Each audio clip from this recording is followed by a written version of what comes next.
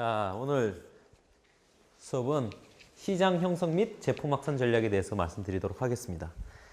자, 우리 지난 수업 시간에 뭐 했는지 기억나십니까? 항상 기억이 안 나시죠? 그죠? 지난 우리 수업 시간에서는 하이테크 상품에서의 NPD에 대해서 우리 배웠습니다. 그죠?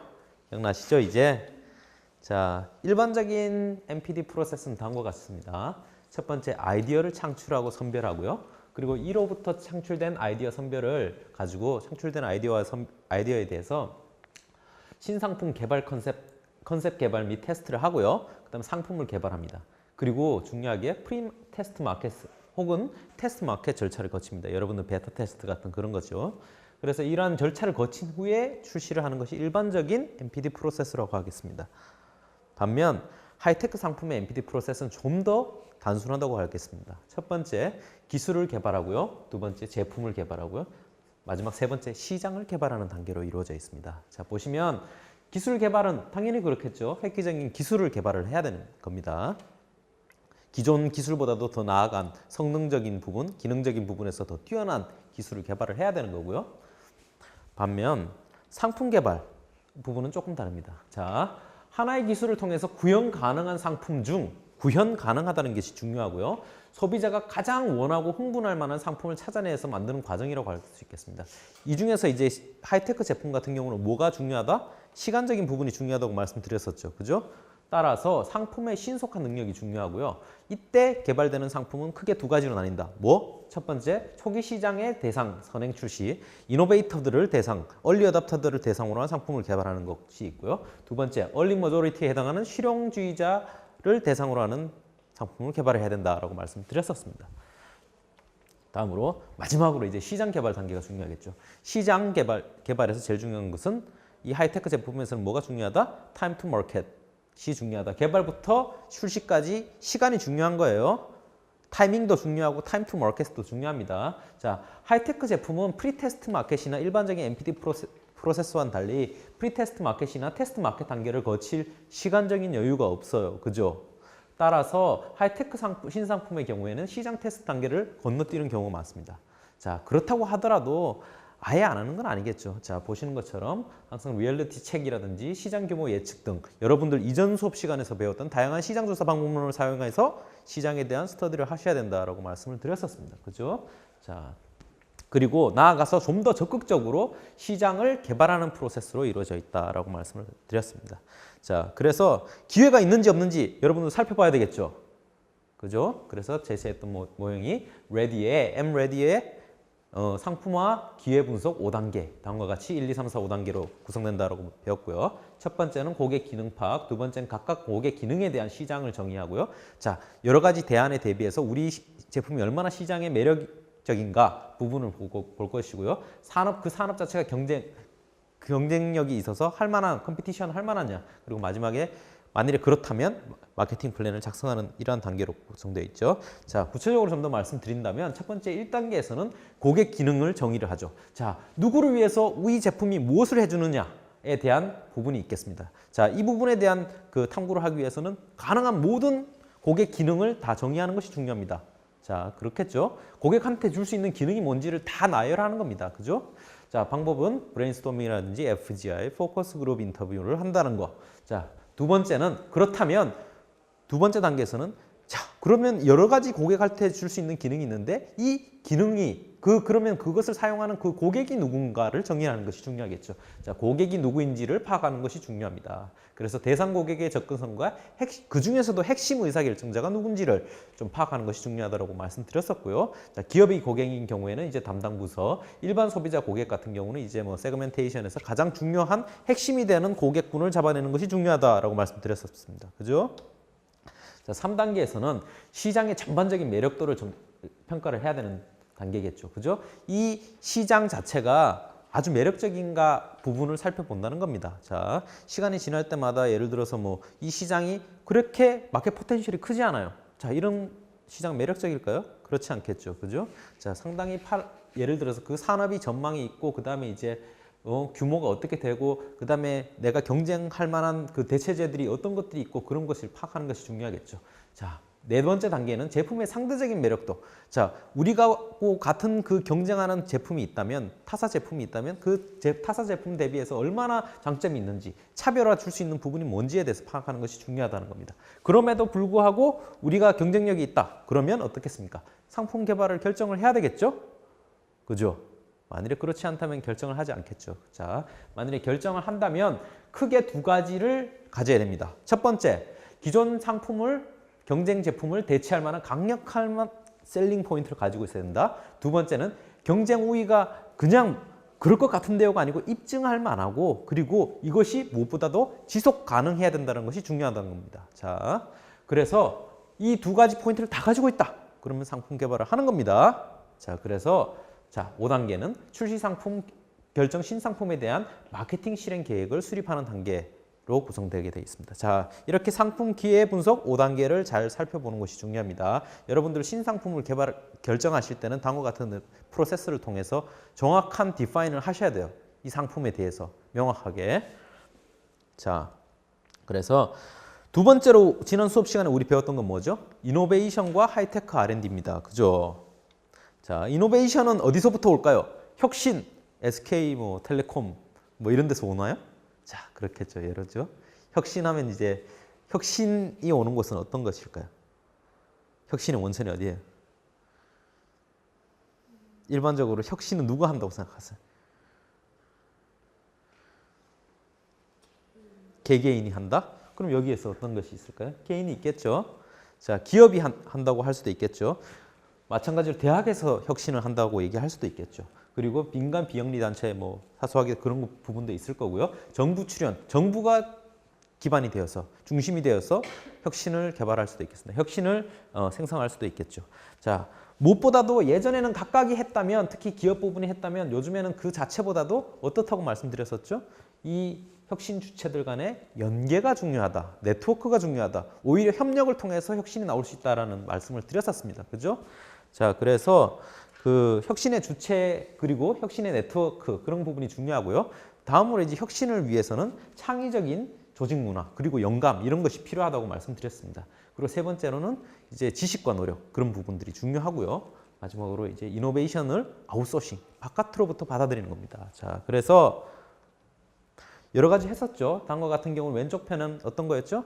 아이디어에서의 혁신, 어떤 식으로 혁신을 창의적인 문제 해결을 하는지 그 절차를 나타냈고요. 다음으로 이제 트리즈 같은 것들도 제가 소개해 드린 바가 있습니다. 그죠? 기억나시죠? 전혀 기억이 없나요? 기억이 있으셔야 됩니다. 자, 그래서 개방형 혁신에 대해서 말씀드렸었습니다. 자, 크게 이제 이전 같은 경우는 폐쇄형 혁신 시스템이 있어요. 자, 폐쇄형 혁신에서의 선순환 고리는 뭐냐? 폐쇄형 혁신이라는 건 기업 내부에서 R&D를 통해서 혁신을 하는 거잖아요. 그죠? R&D에서 혁신하고 혁신해서 좋은 제품을 만들고 좋은 제품을 만들어서 크게 시장에서 성공하고 시장에서 성공해서 나온 잉여금을 통해서 어떻게 한다고 말씀드렸죠? 그걸 다시 또 R&D를 하는 그러한 폐쇄형 혁신고리였는데 지금은 어떻게 한다?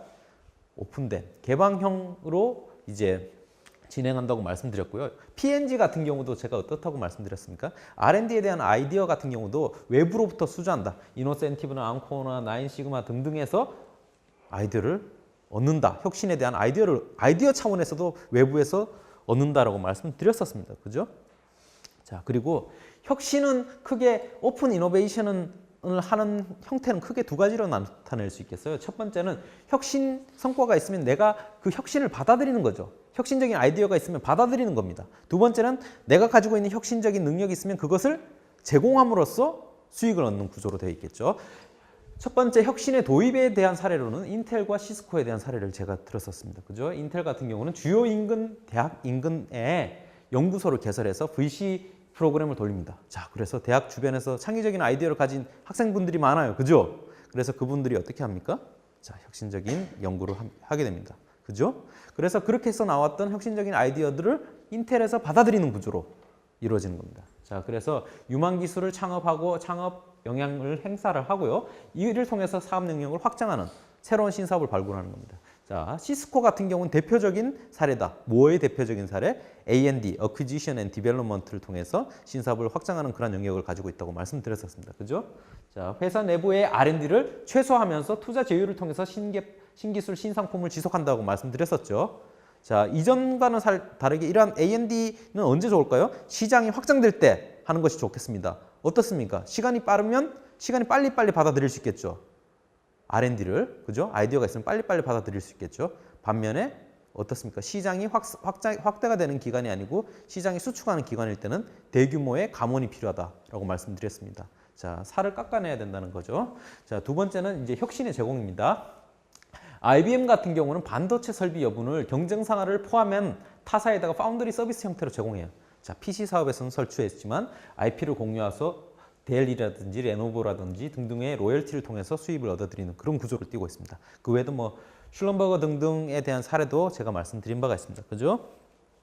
자, 외부로부터 이러한 아이디어가 있다면 아이디어를 도입할 때 어느 정도 수준을 도입하는 것이 가장 적절한가? 자, 아주 원천적인 로우 아이디어, 로우 스테이트스의 아이디어는 경우는 어떻습니까? 자, 이런 경우는 당연히 정제되지 않은 아이디어죠. 그러다 보니까 어떻습니까? 비용은 싸겠죠. 이런 아이디어 받아들이는데. 대신에 위험성은 크다. 그죠? 검증이 안 됐으니까. 반면에 시장 거의 출시 단계, 임박한 단계는 아이디어는 어떻습니까? 받아들이는 좋은 아이디어면 받아들이는데 비용은 크죠. 대신에 위험성은 낮은 그런 형태를 띠고 있겠습니다.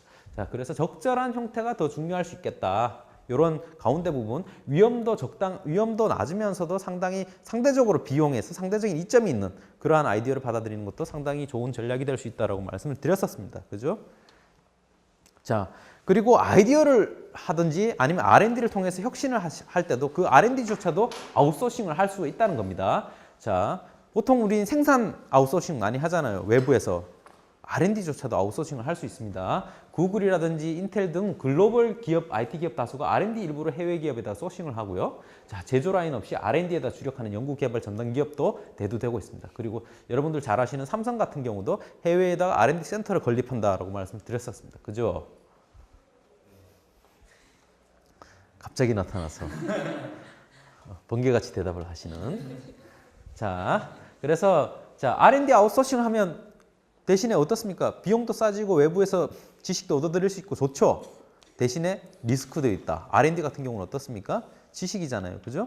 외부에다가 R&D 아웃소싱을 했을 경우에 외주 업체로부터 이제 핵심 기술이 유출될 수 있다라는 그런 문제가 있겠고요. 여러분들 잘 아시는 뭐 샤오미라든지 화웨이라든지 이런 기업들은 대부분 이제 당초 모토로라라든지 HP라든지 애플 등등의 그 주요한 스마트폰, IT 관련된 기기들을 생산하는 업체들로부터 이제 생산을 담당했던 외주 업체들인데요. 이를 통해 가지고 R&D 도와줬던 이 기업들을 통해서 기술 자체가 유출될 수 있다는 거죠. 이런 문제점이 있다. 무조건 소싱이 좋은 건 아니다라는 거죠. 자, 다만 오픈하여 R&D를 하는 이런 경우가 유리한 경우가 있습니다. 다음과 같이 이제 혁신의 강도가 높거나 혁신의 경제 이코노미즈 오브 이노베이션 부분이 낮거나 아니면 다수의 보완제가 존재해서 표준을 통한 호환성이 중시되는 경우라든지 아니면 혁신 기술이 기업 간 산업 간의 적용이 광범위한 경우라든지 시장의 휘발성이 상당히 높은 경우 이런 경우에서는 오픈돼서 R&D 하는 것이 훨씬 더 유리하다라고 말씀을 드렸었습니다. 그렇습니다.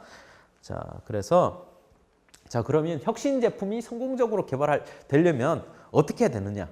아까 뭐 상품화 기획 분석 뭐 그런 것도 있었겠지만 자, 다음과 같은 경우는 기본적인 요건 중에 하나라고 볼 수 있겠습니다. 필요 조건이자 충분 조건이죠. 자, 혁신 제품이 성공하려면 기업이 그런 거를 내려면 어떻게 됩니까? 사장님이 반대하면 됩니까? 안 됩니까? 자, 사장님 자체가 혁신 제품에 대한 의지가 없어요.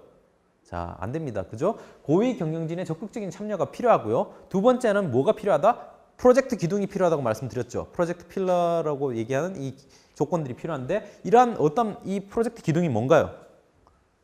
프로젝트 기둥이 뭐예요? 그렇습니다. 프로젝트에서 꼭 만족시켜야만 하는 양보할 수 없는, 타협할 수 없는 어떤 조건인 거죠. 이거는 만족시켜야 되는 스펙이라고 얘기할 수 있겠습니다. 뭐 예를 들어서 아주 무조건 아주 간단한 초등학생 수준에서도 쉽게 조작할 수 있어야 한다라든지 아니면 뭐 단자 2개로만 이루어져야 된다든지 그만큼 프로젝트에서 양보할 수 없는 어떤 분명하고 일관된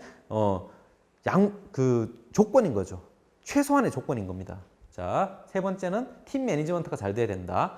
그 다음에 마지막으로 R&D 부서와 마케팅 부서 간의 협력이 반드시 필요하다라고 말씀드렸었습니다. 그죠? 자, 이런 것들은 다 기억나실 겁니다.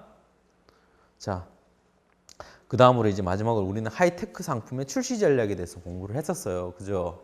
자, 새로운 하이테크 제품의 출시와 상업화가 이루어지는데 하이테크 상품의 상업화 단계는 크게 4가지로 나뉜다. 첫 번째, 시장을 준비하는 단계. 두 번째, 표적 시장을 선정하는 단계. 세 번째, 우리 제품을 어떻게 포지셔닝할 것인지 포지셔닝 단계. 마지막 4번째, 출시 단계로 거친다라고 말씀을 드렸고요.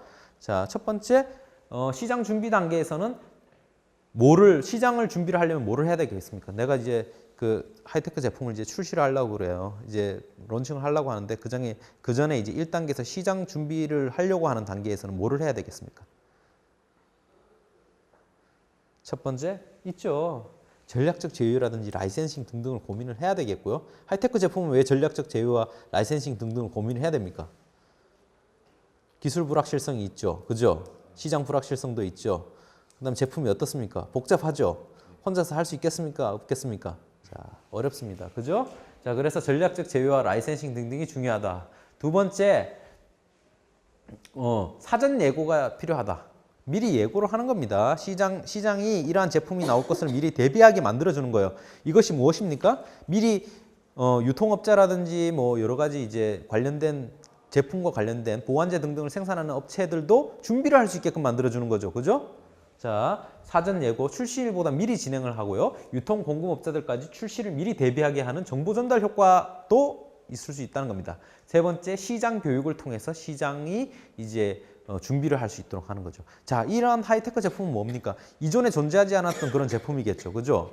그런 제품을 내요. 근데 소비자들이 어떻게 쓸지 모르면 안 되잖아요. 그죠? 자, 어떤 식으로 쓸 수 있다는 것을 소비자들이 느끼게끔 만들어주는 겁니다. 자, 시장 교육이라는 적극적이죠.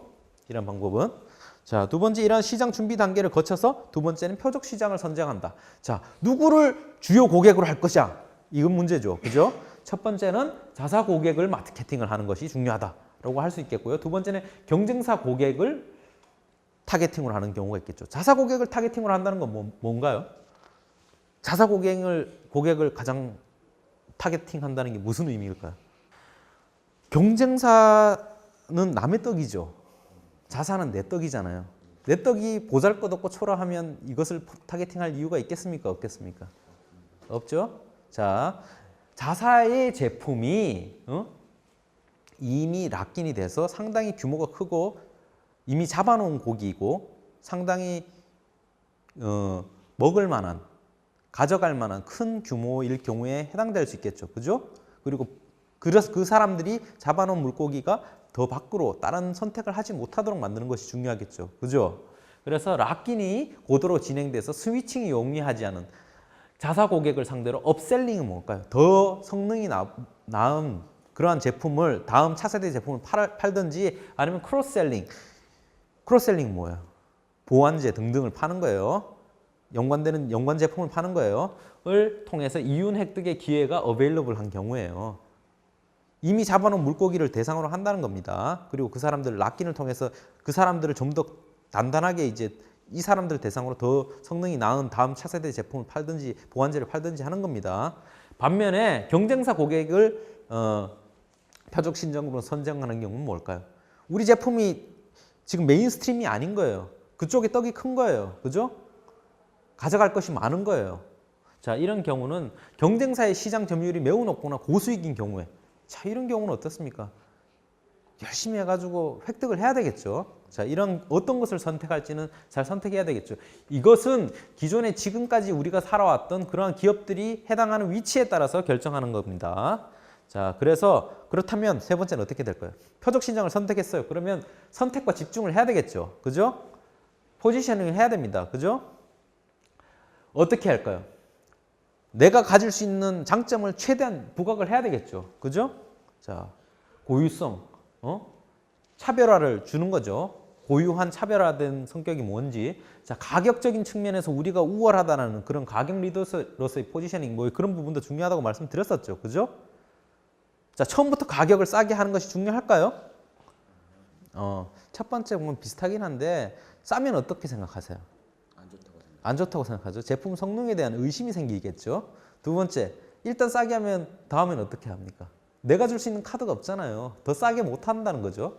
자, 여지가 없는 겁니다. 처음부터 너무 너무 싸게 하자는 그 근본적인 이유는 그렇습니다. 그렇지만 규모의 경제가 중요하다면 처음에 가격 저렴하게 하는 것, 그런 부분도 중요한 전략이다라고 말씀드렸고요. 나중에 한 8장 정도, 9장 정도에서 뒤쪽 부분에서 하실 거예요. 자, 그 다음에 세 번째, 기술적 우위의 강조. 이건 당연한 거죠. 하이테크 제품인데 다른 제품보다 우리가 기술적으로 우위에 있다. 이런 얘기는 분명히 해둘 만한 것입니다. 마지막 네 번째, 포드 팩터들을 고려하라. 그런 부분들을 줄여줄 수 있는 것들을 선택하라. 안전한 선택임을 강조를 하라라는 말씀을 드렸었습니다. 자, 그래서 마지막, 자, 포지셔닝 이후에 런칭할 때 어떻게 해야 된다? 입소문 전략을 활용하라. 자, 입소문 전략은 크게 두 가지로 있다. 오피니언 리더 혹은 직접 사용자를 대상으로 하라. 두 가지고요. 두 번째는 매력이 있는 부분은 최대한 얘기를 하고 채택 위험 부분이 되는 부분은 최대한 축소해라. 자, 그 다음 세 번째는 출시를 할 때는 승자의 이미지. 자, 우리가 시장의 표준이 될 것이고 우리가 시장에서 가장 많이 선택하는 그런 제품이다라는 그런 이미지를 형성하는 것이 중요하고요. 네 번째는 핵심적인 가치를 제공해 줄 수 있는 킬러 애플리케이션을 제시를 해야 된다라고 말씀드렸었습니다. 자, 그래서 자, 우리가 혁신적인 프로젝트를 이제 진행하고 있을 때, 기업의 혁신이 있을 때, 돌빈 그룹에서 얘기했던 그 크게 한 10개 부분에 대한 혁신이 있어요. 자, 파이낸스 크게는 4개의 부분이고, 파이낸스, 프로세스, 오퍼링, 딜리버리라든지 이 큰 네 분야에 10개 부분의 분과의 혁신이 있어요. 특히 1과 9과 부분이 중요하다. 커스터머 익스피리언스라든지 BM 부분이 대단히 중요하다고 말씀드렸었고요. 자, 그 중에서도 이 부분이 혁신적인지 판단을 하는 거죠. 부문별로. 6개 이상 혁신이면 혁신적이라고 판단되면 상당히 성공할 확률이 높다라고 말씀드렸었죠. 그죠? 이것은 진단 툴킷이라 볼 수 있어요. 물론 이렇게도 볼 수 있겠지만 EV라는 수치를 통해서도 확인할 수 있다라고 말씀드렸었죠. 그죠? EV는 뭐냐면 혁신 요소별로 추가적으로 증가할 수 있는 매출 증가 요소가 있을 거고, 그럼 양에 영향을 주는 걸 거고요. 이 부분을 혁신을 시행을 해서 비용적이 보게 되는 손실 부분도 있잖아요. 그죠? 자, 그럼 비용 감소를 합한 부분을 IEV라고 해서 Incremental Economic Value라고 하죠. 자, 이게 부분이 이제 그 분자 부분이 되고요. 대신에 분모 부분은 뭐가 된다? RV, Reference Value가 되는 거예요. 고객이 차선에 대안에 지불하는 가치가 되는 겁니다. 자, 그러면 내가 이거를 기회비용이라는 컨셉이에요. 경제학에 얘기하는. 내가 이것을 하지 않았을 때 선택하게 되는 가장 다른 대안에 대비해서 이 혁신을 했을 때 줄 수 있는 이코노믹 밸류가 얼마나 되겠느냐라는 것을 메저링하는 거죠. 자, 그러한 기준에서 본다면 예를 들어서 뭐 이전에 있던 이 동일 샘플에서 DNA 추출량 보관성을 혁신하는 그러한 여러 가지 이제 다이나 테스트라는 그 젠티코프의 사례에서 살펴보시면 3, 5, 9, 10 부분 혁신 그 부문에서만 성공적인 혁신 부분이 있어요. 그러면 아까 그 6개 이상 기준에서 있어야지 성공의 열기가 뜨겁다고 말씀드렸었죠. 근데 이 경우에는 어떻습니까? 4가지밖에 안 되는 거잖아요. 그러면 이거를 상당히 그 혁신적이지 못한 프로젝트다라고, 성공하기 힘든 프로젝트라고 판정할 수도 있겠죠. 단순히 개수로만 보자면. 하지만 다음과 같이 EV 테스트를 해보시면 전반적으로 이제 준거가치 대비해서 인건비 절감 부분이 상당히 크다라고 해서 매력적인 결과가 있을 수도 있다는 겁니다. 자, 기준을 달리 하라는 거예요. 무슨 말씀인지 이해가시겠습니까?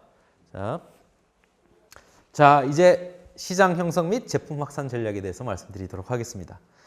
자, 여러분들 전자지갑 뭔가요? 전자지갑.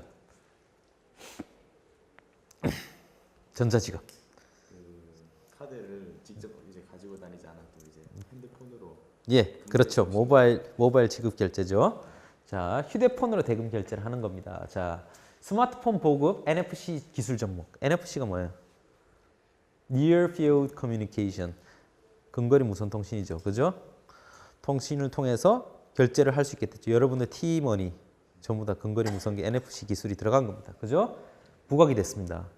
뭐 이렇게 긁지 않아도 대기만 해도 결제가 되는 그런 시스템이라고 할 수 있겠죠. 자, 전자지갑의 시장 선점 경쟁이 치열해요. 지금 2000 구글 월렛부터 시작해서 각 산업에서 전자지갑 시장에 진입되고 있어요. 자, 금융기업하고 연계해서 마스터카드라든지 시티그룹에서의 그 전자지갑, 그다음 제조기업에서도 들어오죠. 삼성전자, 넥서스 S에 대한 서비스 기본 탑재, 뭐 이시스라든지 뭐 비자, 은행, 연합체 등등 온 산업에 있는 메인 그 큰 공룡들이 이 전자결제, 전자지갑 시장을 석권하기 위해서 경주를 하고 있죠. 자, 그렇지만 이제 일단 이 그 스마트폰이라고 불리는 이런 전자지갑에 대해서는 사람들의 변화가 필요하겠죠. 그죠? 그냥 뭐 기술만 개발됐으니까 자, 사람들 바뀐 기술이니 쓰십시오라고 얘기했을 때 사람들이 안 쓸 수가 있잖아요. 그죠? 옛날 것이 더 좋다라고 얘기하는 분들도 있으세요. 예전에 제가 아시는 어떤 박사님께서는 항상 지갑에다가 지갑을 안 가지고 다니세요. 물론 뭐 지갑이 있긴 하신데 거기다가 현금 카드를 안 쓰세요. 이분은 항상 1,000원짜리, 10원짜리, 100원짜리 동전 지갑도 있으시고요. 10,000원짜리가 항상 있으세요. 자, 이분한테 그런 편리함을 아무리 말씀드려도 이분은 그것이 좋다는 거예요. 과거에 자기가 이게 습관이 됐고 생활 습관이 됐다. 왜냐하면 이렇게 해야지 내가 돈이 얼마나 나가는지 실감한다는 거죠. 자, 그런 것처럼 소비자들은 생각보다 보수적이라는 겁니다. 자, 그리고 유통업자들 그러면 좋아야 될 것 같지만 유통업자들도 별로 안 좋아요. 왜냐? 어떻게 됩니까? 현금하면 이제 넣어놓고 이제 쓰면 되는데 전자지갑 같은 경우 어떻습니까? 할 때마다 수수료 나가죠. 자, 유통업자들도 별로 좋지 않습니다. 그래서 전자지갑이 이제 되려면 소비자들이 정말 압도적으로 이 전자지갑에 대한 효용성이 있어야 되고 압도적으로 편의성이 있든지 아니면 경제성이 이제 있어줘야 된다는 거죠. 자, 오늘날의 전자지갑을 보자면 애플페이 부분, 우리나라는 크게 많이 사용하고 있지 않지만 애플페이 부분이 있고요. 자, 삼성페이, 이거는 많이 쓰죠, 생각보다. 왜? 기존에 가지고 있던 카드들을 그대로 쓸 수 있기 때문입니다. 자, 즉 말해서 이건 뭔가요? 소비자들이 그대로 사용해도 좋다는 거죠. 습관을 바꾸지 않아도 좋다는 겁니다. 자, 휴대용 신용카드 단말기를 보자면 그래서 기존에 있는 전자지갑 형태로 결제를 하고 싶은데 결제를 하려면 어떤 단말기를 사셔야 됩니다. 이러면 잘 안 하겠죠. 그래서 이제 소상공인의 그 대상의 신용카드 결제를 할 수 있도록 이 스마트를 할 수 있도록 다음과 같이 이렇게 애딩을 하는 거죠. 애드온을 하는 겁니다. 그래서 뭐 그런 것들도 있을 거고요. 이제 다양한 그 확산 촉진 방법이 개발되기 시작했습니다. 자, 그렇게 되는 거면 훨씬 더 이제 나아가는 거죠. 자, 코인 2.0이라든지 스퀘어라든지 뭐 등등의 이러한 그 방법이 있습니다. 이렇게 되고 있으면 긁으면 결제가 되는 그런 형식이죠. 그죠? 자, 결론적으로 말씀드리겠습니다. 다음과 같이 말씀드리자면 어떤 제품이 시장에서 성공하려면 크게 두 가지가 있습니다. 자, 이전에 배웠던 신상품의 개발 부분 상당히 중요하죠. 이 부분에는 신기술의 기술적 역량이 상당히 뛰어나게 되겠죠. 그죠? 반면에 두 번째는 신상품을 얼마나 빠르게 확산하냐, 얼마나 성공적으로 확산하느냐가 중요한 요소일 겁니다. 자, 마케팅 이 부분은 기술적 역량보다는 마케팅 역량에 의존하는 부분입니다. 자, 개발에 성공하더라도 확산에 실패하면 어떻게 됩니까? 좋은 제품을 나는 개발했어요. 근데 아무도 안 사줘. 그러면 이거는 어떻게 될까요? 자, 밸류가 에딩 될까요? 밸류가 에딩이 안 될까요? 밸류 크리에이션이 일어나지 않습니다. 그죠? 팔아야지 돈이 생기죠. 그죠? 자, 시장에서 받아들여지지 않는다면 무의미하다는 겁니다. 자, 시장 형성 및 확대 과정은 크게 세 가지로 구성됩니다. 자, 시장 진입 및 고객 수용 단계. 두 번째는 플랫폼 구축과 고객 기반을 확대하는 단계. 플랫폼 구축하고 고객 기반을 확대해서 다 내가 쌓아놓은 뚜간에다가 고객이 들어오면 어떻게 됩니까? 그 다음부터 못 나가게 해야 되겠죠. 자, 세 번째는 고객 고착화 단계로 구성된다는 겁니다. 자, 첫 번째는 시장 진입 및 고객 수용.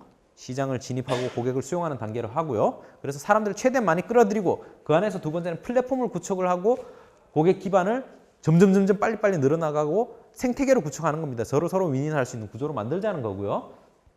3단계는 이제 못 나가게 소비자들이 그 시스템 안에서 고착화돼서 더 이상 나가지 못하게 만드는 그런 단계로 구성된다는 겁니다. 자, 이것이 이것의 핵심이고요. 자, 진입 및 고객 수용 단계, 즉 말해서 1단계에서 제일 중요한 거는 혁신적 신상품이 소비자들이 쉽게 받아들이도록 하는 그런 부분에 역점을 두셔야 된다는 거고요. 자, 제품의 매력을 제고하고 혁신 수용의 저항을 최대한 극복할 수 있도록 하고 성능하고 이때 고려해야 되는 주요 요인은 성능이냐 아니면 호환성이냐 그 사이에 컴프로마이스를 잘 하셔야 된다는 겁니다. 그리고 커뮤니케이션을 잘 하셔야 된다는 거고요. 두 번째, 플랫폼 단계, 고객 기반 확대 단계에서는 자, 비즈니스 플랫폼을 설계를 하고요. 컨트롤할 것이냐 아니면 내가 다 할 거냐 아니면 오픈해서 비즈니스를 BM을 할 거냐 그 다음에 아니면 그 비즈니스 생태계 안에서 나 혼자 다 모든 것을 가져가는 구조냐 아니면 그 각각의 역할을 통해서 서로 윈윈할 수 있는 생태계를 만들 것이냐 어떻게 구성할 것이냐 그 부분이 중요하겠고요.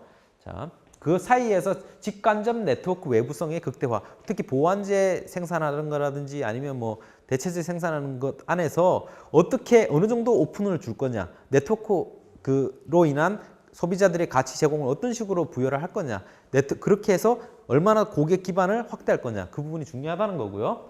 마지막 세 번째는 고객 고착화. 자, 시장 지배 기업의 경우는 어떻습니까?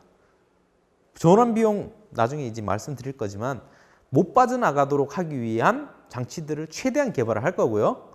후발주자는 어떻게 될까요?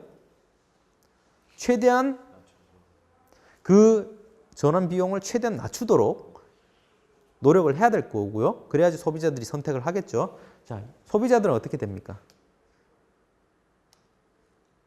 소비자들은 어떻게 되겠어요? 저 단계 되면. 살면서도 전환 비용이 너무 높아지지 않도록 컨트롤 하셔야 됩니다. 그건 나중에 말씀드릴게요. 자, 시장 진입 및 초기 고객 기반 형성 부분을 말씀드리겠습니다. 여러분들 확산에 대해서 배우셨죠? 기술의 확산, 제품의 확산. 자, 확산이라는 것은 하나의 혁신이 여기선 혁신의 확산입니다. 사회적 시스템의 구성원들 간의 시간에 따라서 의사 경로를 통하여 전파되어 가는 과정. 크게 네 가지 부분이 중요하다. 뭐 혁신, 대상인 거죠. 그 다음에 두 번째는 커뮤니케이션 채널 부분이고요. 세 번째는 시간이고요. 네 번째는 누구에게, 소셜 시스템.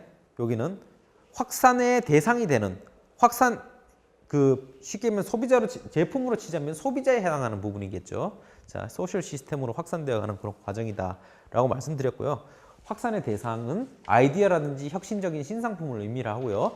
사회적 시스템, 즉 말해서 마지막 최종 단계는 확산의 패턴을 결정을 하고 사회 구성원 간의 네트워크 형태와 강도 이런 부분이 중요하고요.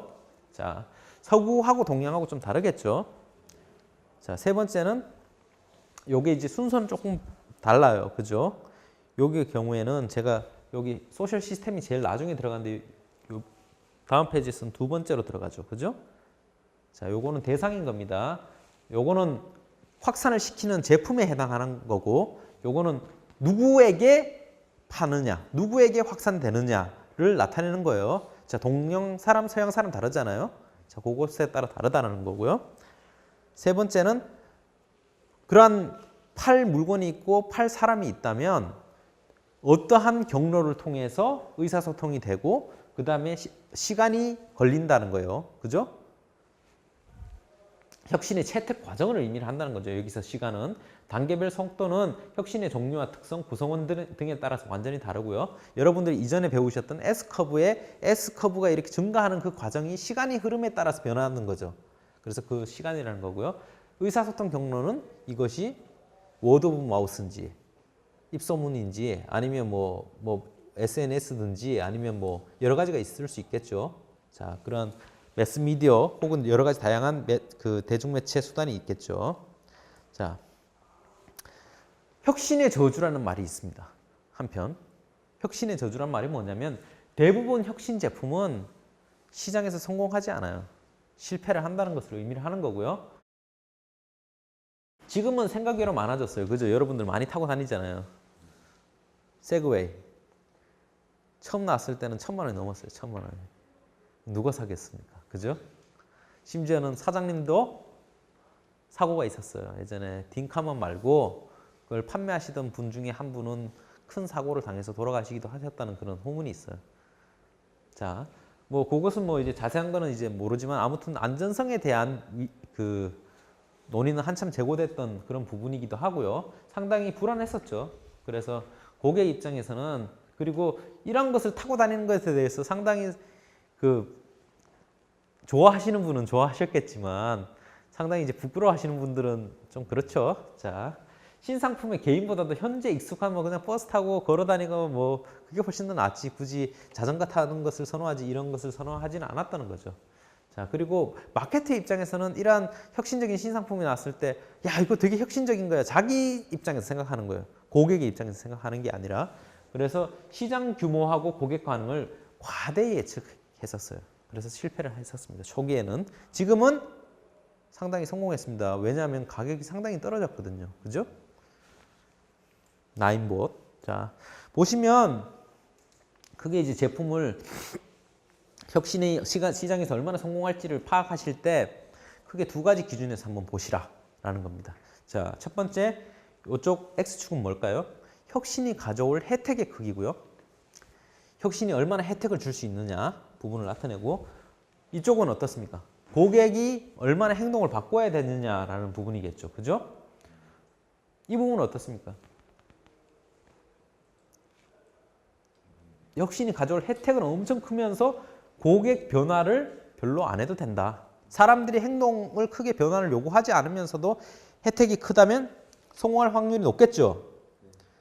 당장에 이건 되게 좋아 보이는데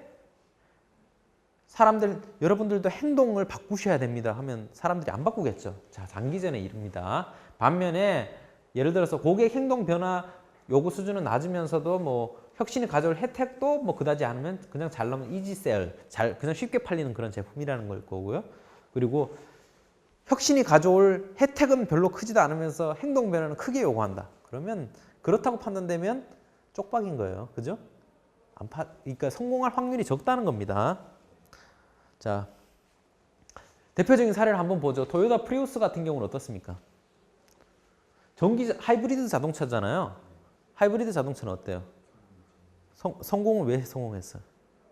이게 원래 전기차라는 게 충전이나 이제 그런 것 때문에 했던 건데 저거는 그런 걸 해소하고 불편함이 없죠. 그냥 자기가 달리던 대로 달리면 됩니다. 가솔린 넣고요. 그죠? 안에서 발전을 하면 되는 거잖아요. 그죠? 자, 고객의 행동 변화를 요구합니까? 요구하지 않습니까? 크게 하지 않습니다. 그죠? 자, 닌텐도 위 같은 경우는 어떻습니까?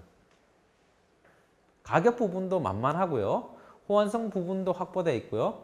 그 다음에 심리적인 측면에서도 상당히 그다지 큰 변화 자체를 요구하지는 않았었어요. 그죠? 자, 상당히 낮춰줬어요.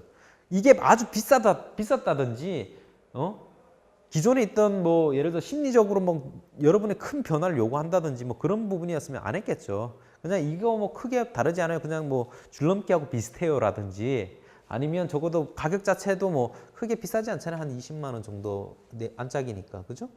크게 비싸지 않다고 볼 수 있겠죠. 자, 그런 부분에서 장벽을 많이 없앤 거죠. 자, 혁신이 얼마나 확산이 빨리 일어날 것인가.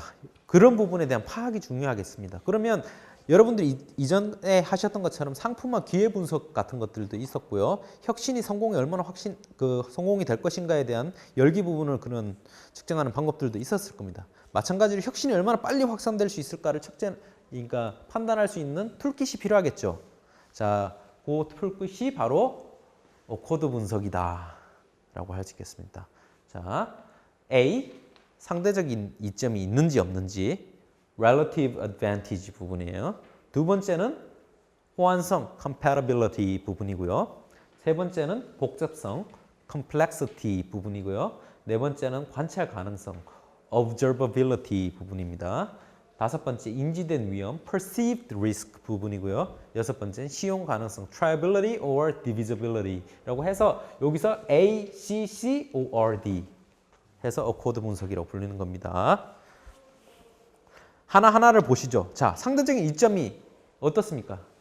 상대적인 이점 이름 그대로 생각하시면 됩니다. 기존 제품 대비해서 본 상품이 얼마나 상대적인 이점을 주고 있는지를 파악하시는 겁니다. 자, 이거를 파악하실 때는 제품 개발자 입장에서 하시지 마시고 구매자의 입장에서 판단을 하시라 라는 거고요. 상대적인 이점이 크면 클수록 어떻습니까? 확산이 되겠죠. 빨리 되겠죠. 기존 제품 대비해서 상대적인 이점이 커요. 기능적인 이점이 커요. 그러면 좋습니까? 싫습니까? 당연히 좋겠죠. 그죠? 자, 그런 부분에서 평가를 하는 것이 중요하다라는 거고요. 혹시 기존에 있던 성능 외에도 새로운 성능 부분을 제시해 줄 수 있다든지 아니면 안정적으로 될 수 있다든지 아니면 좀 더 비용이 낮다든지 그런 부분도 상대적인 이점에 해당할 수 있겠습니다. 단순히 그냥 기존에 있던 기능이 더 좋아지는 것만 해당되는 건 아니에요. 여기서는. 두 번째는 자, 이때 좀 중요한 거는 획기적인 성능 개선을 위해서 기존 제품이 호환될 수 있게끔 후방 호환성이라고 하거든요. 호환될 수 있게끔 만들 수도 있겠지만 만일에 그런 제약 조건이 있다면 어떻겠습니까? 기능이 어떻게 되겠어요? 상대적인 기능이 제약 조건이 생기는 거잖아요. 기존 게 되게 하면서 더 성능이 낮게 하려면 제약 조건이 될 수도 있을 겁니다. 그래서 그 획기적인 개선을 위해서는 아예 과거하고 단절하는 것이 더 중요할 수도 있다는 겁니다. 자, 그거 부분은 생각을 하셔야 되겠고요. 윈도우 보셨을 때 윈도우 95, 98 같은 경우는 도스하고 호환성을 포기를 했어요. 그죠? 윈도우 XP 같은 경우는 윈도우 95, 98 도스하고의 호환성을 포기를 했다는 거죠. 왜냐하면 성능의 향상을 위해서 기존과의 호환성을 포기를 했다는 겁니다. 자, 두 번째는 호환성이죠. 자, 어코드 부분의 두 번째는 C 부분, 첫 번째 C고요. 넓은 의미에서는 사회 시스템에서 개인이 진 태도, 가치, 활동과의 일치 정도를 나타내겠고요. 자, 호환성이 잘 되면 어떻습니까? 자, 호환성은 크게 여러분들 하드웨어 간의 호환성도 있을 거고요. 하드웨어, 소프트웨어 간의 호환성도 있을 거고요. 사용자 제품 간의 호환성 등등이 있을 건데 호환성이 크면 어떻습니까? 여러분들은 일반적으로 통상적으로 기존 제품 여러분들 잘 사용하고 있는 것들하고 호환도 잘 된다 그러면 적어도 더 좋겠죠. 그죠? 기존에 가지고 있는 것들 그대로 쓸 수가 있으니까. 자, 호환성이 되는 것들도 중요할 겁니다. 자, 사용 방향에 의해서 호환성을 크게 다지자면 백워드 컴패터빌리티와 포워드 컴패터빌리티가 있어요. 자, 후방 호환성은 여러분들 잘 아시는 거죠. 자, 블루레이가 기존에 있는 DVD 플레이를 할 수 있으면 어떻습니까? 후방 호환성이 있는 거죠. 자, 반면에 이런 것들은 후방 호환성이라고 할 수 있는데 전방 호환성은 어떤 거죠? 대표적인 게 새로운 제품의 성능이 과거 제품에도 되게 만들어야 되잖아요. 어떤 게 있겠죠? 디지털 TV 방송이 있잖아요. 그죠? 여러분들 근데 산골짜기에 있는 할머니가 디지털 TV는 살 수가 없어요. 그죠? 돈이 없을 수도 있잖아요. 그죠? 기존에 쓰던 아날로그 TV를 나는 그대로 쓰겠다고 할 수도 있거든요. 그러면 셋탑박스라든지 뭐를 달아야 됩니다. 이런 경우 전방 호환성이 있다고 얘기를 하는 거예요. 기존에 있는 제품 도저히 쓸 수가 없겠죠. 새로운 기능을 쓸 수가 없는데. 자, 본 것처럼 기존 제품으로 차세대 관련 기능을 이용할 수 있는 것을 의미를 합니다. 자, 예를 들어서 방금 말씀드린 것처럼 HD TV로 4K 방송을 볼 수는 있지만 해당도가 4K가 아닌 HD로 제한될 수 있다. 뭐 이런 것들이 해당될 수 있겠습니다. 자, 세 번째 파악할 수 있는 기능으로는 복잡성이 있겠어요. 자, 사용하기 너무너무 힘들어요. 학습해야 되는데 뭐 설명서가 이만큼 두꺼워요. 확산될 수 있겠습니까? 없겠습니까? 어렵겠죠. 자, 복잡하고 사용이 까다롭다면 채택이 유보된다. 자, 그래서 요즘 나오는 제품들은 플러그 앤 플레이를 강조를 하죠. 꽂으면 그냥 되게. 그죠? 사용의 편의성을 강조하고요. UI, UX는 이러한 제품의 확산을 위해서 상당히 중요하다는 거죠. UI, 유저 인터페이스 부분이 정말로 제품의 확산 부분의 중요함을 나타내는 가장 요소 중에 하나라는 것을 나타내죠. 처음에는 잘 만들고 변화는 최소화하는 형태로 이제 UI는 많이 제조됩니다.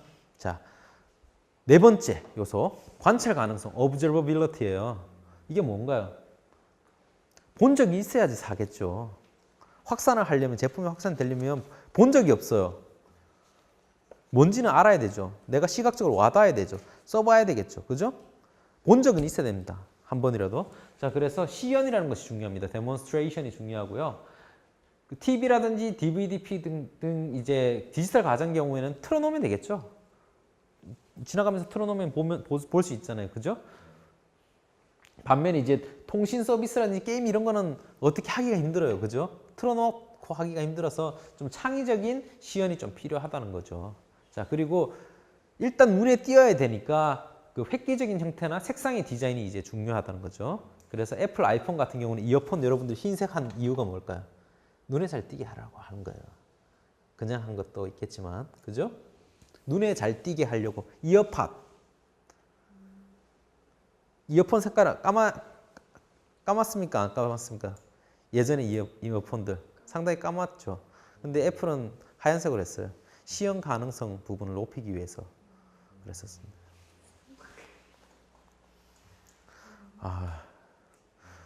자, 그 다음에 인지대 위험 부분이 있어요. 자, 여러분들 제품을 살 때 뭐를 주저하십니까? 여러분들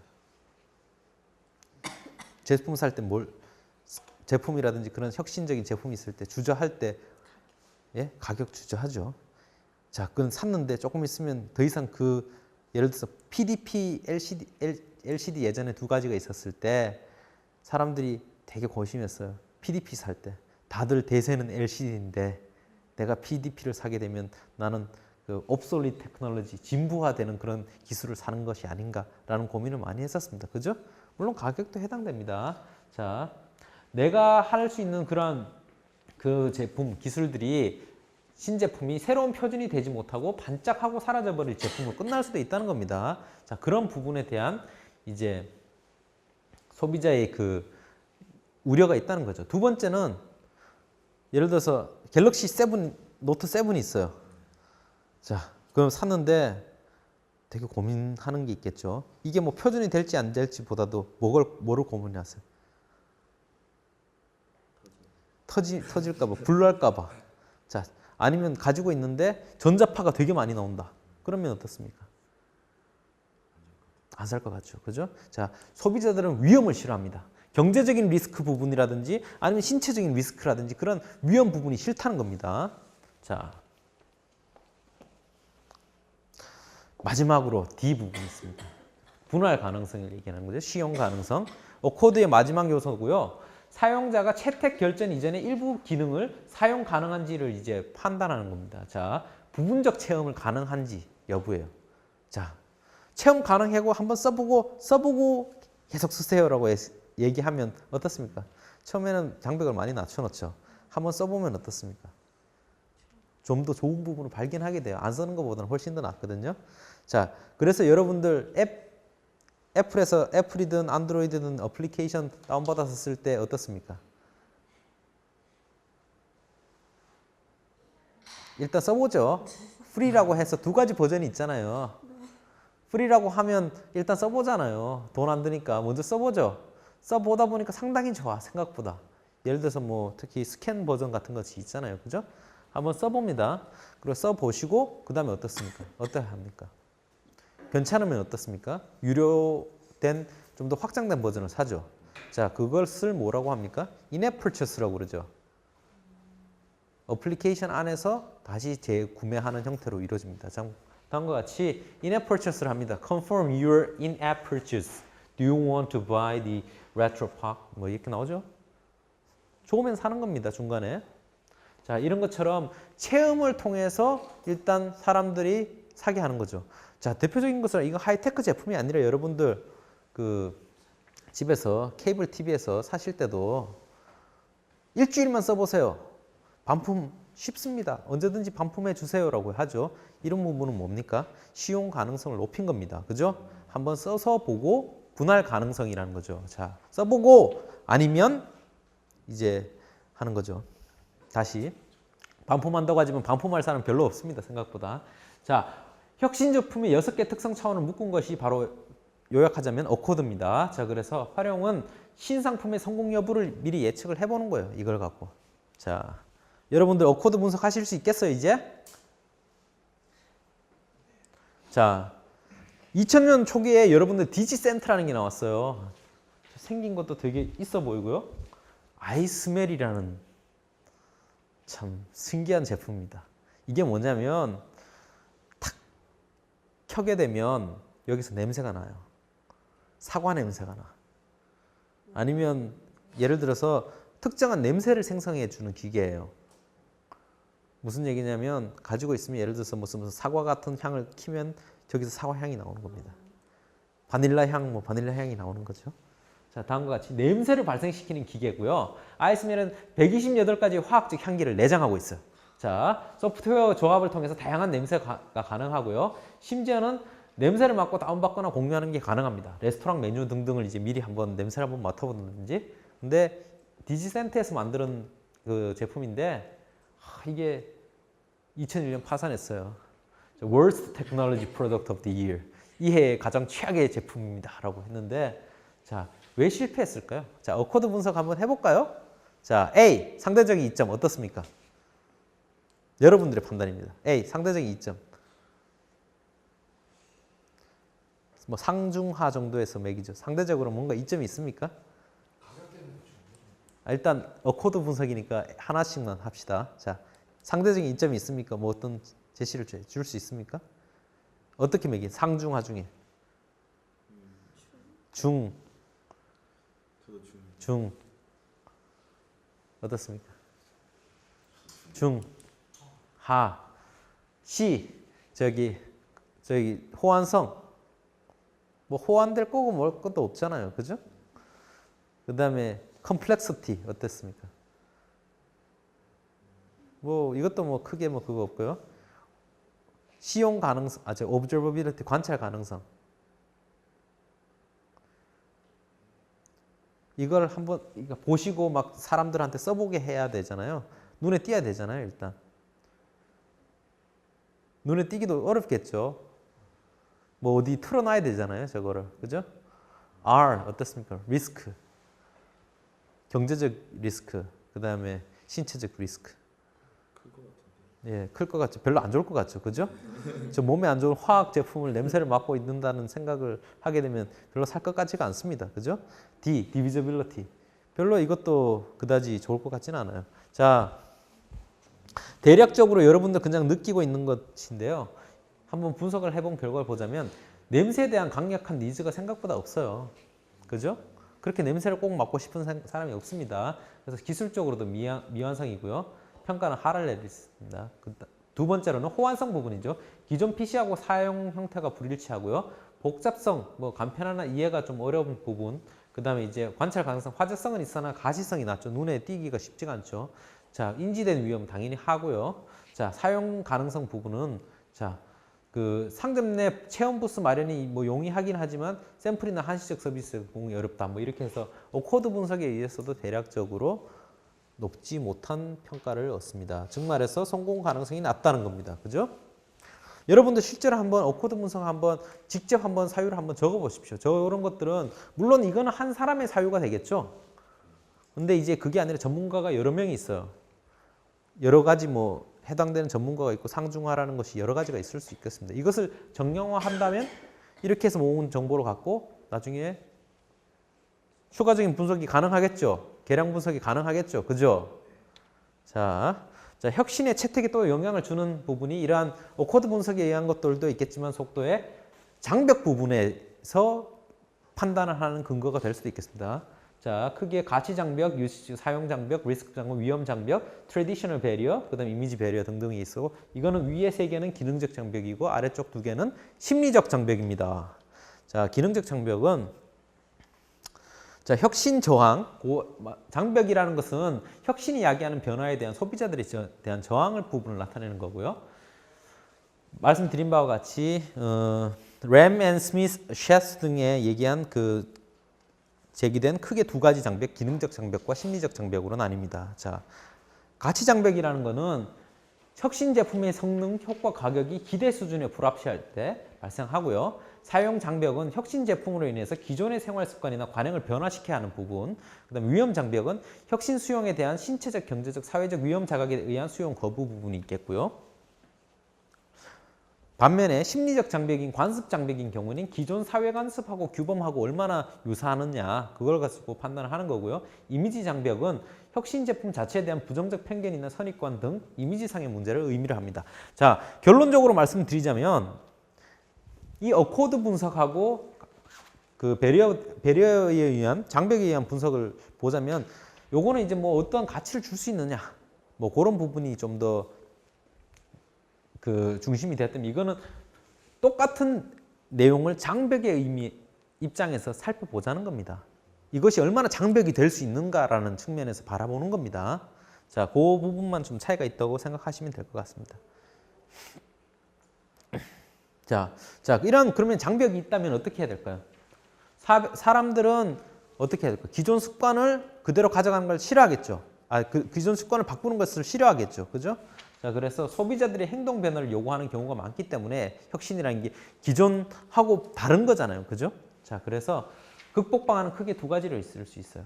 자, 첫 번째는 연속적 혁신과 불연속 혁신의 인터미디에이션.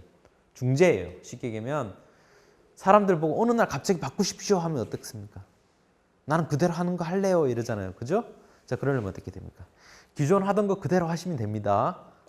라고 얘기하면서 슬슬 새로운 것이 되게끔 유도하는 거죠. 예를 들어서 PC통신 같은 경우도 뭐 그런 부분이 있었겠죠. 그죠? 예전에 있던 부분하고 이제 좀 다른 그런 적어도 습관을 바꾸는 속도를 늦춰주자는 거예요. 그래서 그런 역할을 하기 위해서 이제 중재되는 제품들을 많이 생산합니다. 그것이 뭐냐면 우리는 브리지 제품이라고 불려요. 자세한 사례는 다음 장에서 말씀드릴게요. 자, 두 번째는 혁신 제품과 관련된 법적, 제도적, 기술적 환경을 면밀히 점검하고요. 이제 그런 부분들을 이제 철폐를 해주는 거죠. 자, 제도적 부분에 대한 그 극복입니다. 자, 기업의 입장에서는 뭐 제도적 부분은 좀 그러니까 먼저 그 기능적 부분에서 이제 브리지 제품 어떻게 활용하는지를 한번 살펴보도록 하죠. 자, 여러분들 지금은 사진을 핸드폰으로 찍고 디지털 카메라로 찍는 거에 대해서 전혀 거부감이 없으십니다. 그죠? 여러분들은 이전에 필름 기억나세요? 인화하고 그런 거 기억나세요? 자, 1900년대 이제 당시에 이제 처음에 이제 그 디지털 그 필름이 나왔어요. 저기 그죠? 그래서 디지털 카메라라는 게 나왔는데 아날로그 카메라 쓰는 사람들은 이제 디지털 카메라에 대해서 상당히 거부감이 많았어요. 이게 뭐지?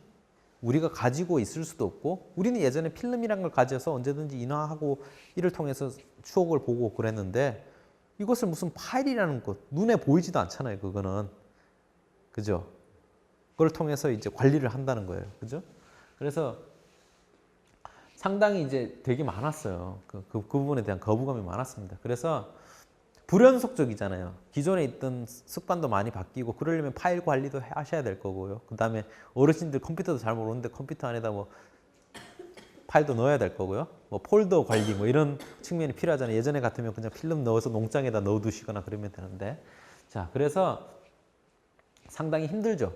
그래서 이제 만든 것이 브리지 제품이 얘가 코닥 픽처 CD라는 거예요. 자, 이나무를 스캔해 가지고 CD처럼 만들어 놓은 겁니다. 아예 스캔해서 디지털화를 시켜놓은 거예요. 자, 두 번째는 DVD 콤보 같은 게 있죠. 자, DVD 콤보가 뭔가요? 비디오도 되고 DVD도 되는 이상한 중간 제품이 나왔어요. 당시에는 DVD 플레이어라는 게 많이 보급되지 않았습니다. 다 개별로 비디오 테이프를 쓰고 있었거든요. 그래서 비디오 테이프를 여전히 보고 싶으면서도 DVD도 보고 싶은 사람이 있었어요. 그래서 브리지 제품으로서 중간 형태로 다음과 같은 DVD 플레이어 콤보가 있죠. 여러분들 그 아까 했던 하이브리드 자동차 같은 경우도 대표적인 브리지 제품이라고 볼 수 있을 것 같아요. 제 생각에는. 자, 전기 자동차로 가야 되는데 기존 습관을 바꾸기 힘들고 전기하고 기존에 있는 가솔린 자동차하고의 중간 형태가 바로 하이브리드라고 볼 수 있겠죠. 자, 마찬가지로 여튼 브리지 제품의 성공은 불연속적 혁신에 대한 저항 정도가 얼마나 크냐라는 것에 기인을 한다는 겁니다. 그리고 얼마나 그 기간이 오래될 거냐. 너무너무 기간이 길고 사람들이 습관을 바꾸는데 시간이 걸리는데 기간이 길다면 브리지 제품 필요하겠죠. 자, 하지만 이 코닥 같은 경우는 한번 살펴보시자면 상당히 실패를 했어요. 자, 아날로그 카메라 같은 경우는 촬영, 필름 현상, 인화 사진을 보관하는 이러한 프로세스로 이루어져 있고 디지털 카메라 같은 경우는 촬영, 컴퓨터 연결, 후 보정 이런 경우인데 자 이렇게 픽처 CD를 만들어 가지고 아날로그로 사진을 찍어서 그것을 디지털화를 시키는 건데 아날로그 카메라를 선호하는 즉 말해서 디지털 카메라를 거부하는 사람들은 CD로 된 사진을 거부해요. 이게 CD로 된 게 이게 무슨 사진이냐 라고 생각하고 거부를 하고요. 디지털 카메라 사는 사람들은 필름을 스캔한 이미지를 왜 디지털로 보겠어요. 그냥 디지털 카메라로 찍으면 되지. 그죠? 그래서 그다지 성공하지 못했습니다. 자, 그래서 불연속적인 혁신은 기존 제품 성능 개선이 아니라 새로운 가치를 형성을 해야 되는데 새로운 가치를 주지 못했어요. 이거는. 자, 그래서 초기 시장에서의 고객 기반을 확대하기 위해서는 이제 특성 개선을 해야 되고요. 매력을 제고해야 되고요. 소비자 사회 혁신 저항을 극복을 해야 되고요. 뭐 이런 부분이 있습니다. 그 중에서 이제 제일 중요한 거는 성능을 갈 거냐 아니면 호환성을 갈 거냐 어느 정도 타협을 하셔야 된다는 겁니다. 자, 먼저 보자면 성능, 호환성이 모두 높으면 어떻습니까? 성능도 좋고 호환도 잘 되고 좋죠. 뭐 그런 경우는 뭐 항상 성공하죠. 그런 거는 문제가 없습니다. 자, 그렇지만 아까 말씀드린 바와 같이 성능이 좋아지려면 기존 호환성 부분이 제약 조건으로 다른 상황에서 성능이 좋아지기가 쉽지가 않아요. 그죠? 기존 제품이 다 돼야 되면서 되는 거랑 아예 그냥 프레임워크를 바꿔서 새롭게 하는 거랑은 다르겠죠. 차원이. 그죠? 예를 들어서 마차가 있는데 일단 말은 무조건 들어가야 됩니다. 근데 그걸 갖고 개선을 해가지고 속도로 빨리 만들고 싶습니다라고 얘기하면 어떻습니까? 사람들은.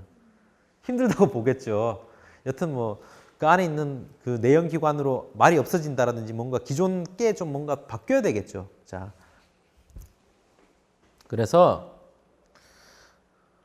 성능 호환성에 상충관계가 있어요. 자, 성능이 좋아지려면 호환성을 좀 포기를 해야 되고요. 호환성이 좋아지려면 성능을 좀 포기를 해야 됩니다. 그런 측면이 있고요. 자, 그래서 크게 전략은 두 가지로 나뉩니다. 이볼루션 전략과 레볼루션 전략이에요. 이볼루션 전략 어떻습니까? 호환성을 좀 더 방점을 두는 거예요. 자, 보시면 기존에 있는 볼랜드 쿼트로 프로 같은 경우에 기존에 있던 제품들의 특성을 답습했습니다. 자, 로터스 1, 2, 3의 UI 부분을 답습했고요. 여러분들 많이 쓰고 있는 MS 워드 같은 경우도 기존에 있는 워드 퍼펙트의 디자인을 그대로 답습했습니다. 똑같이 아이콘 위치 똑같이 해놨어요.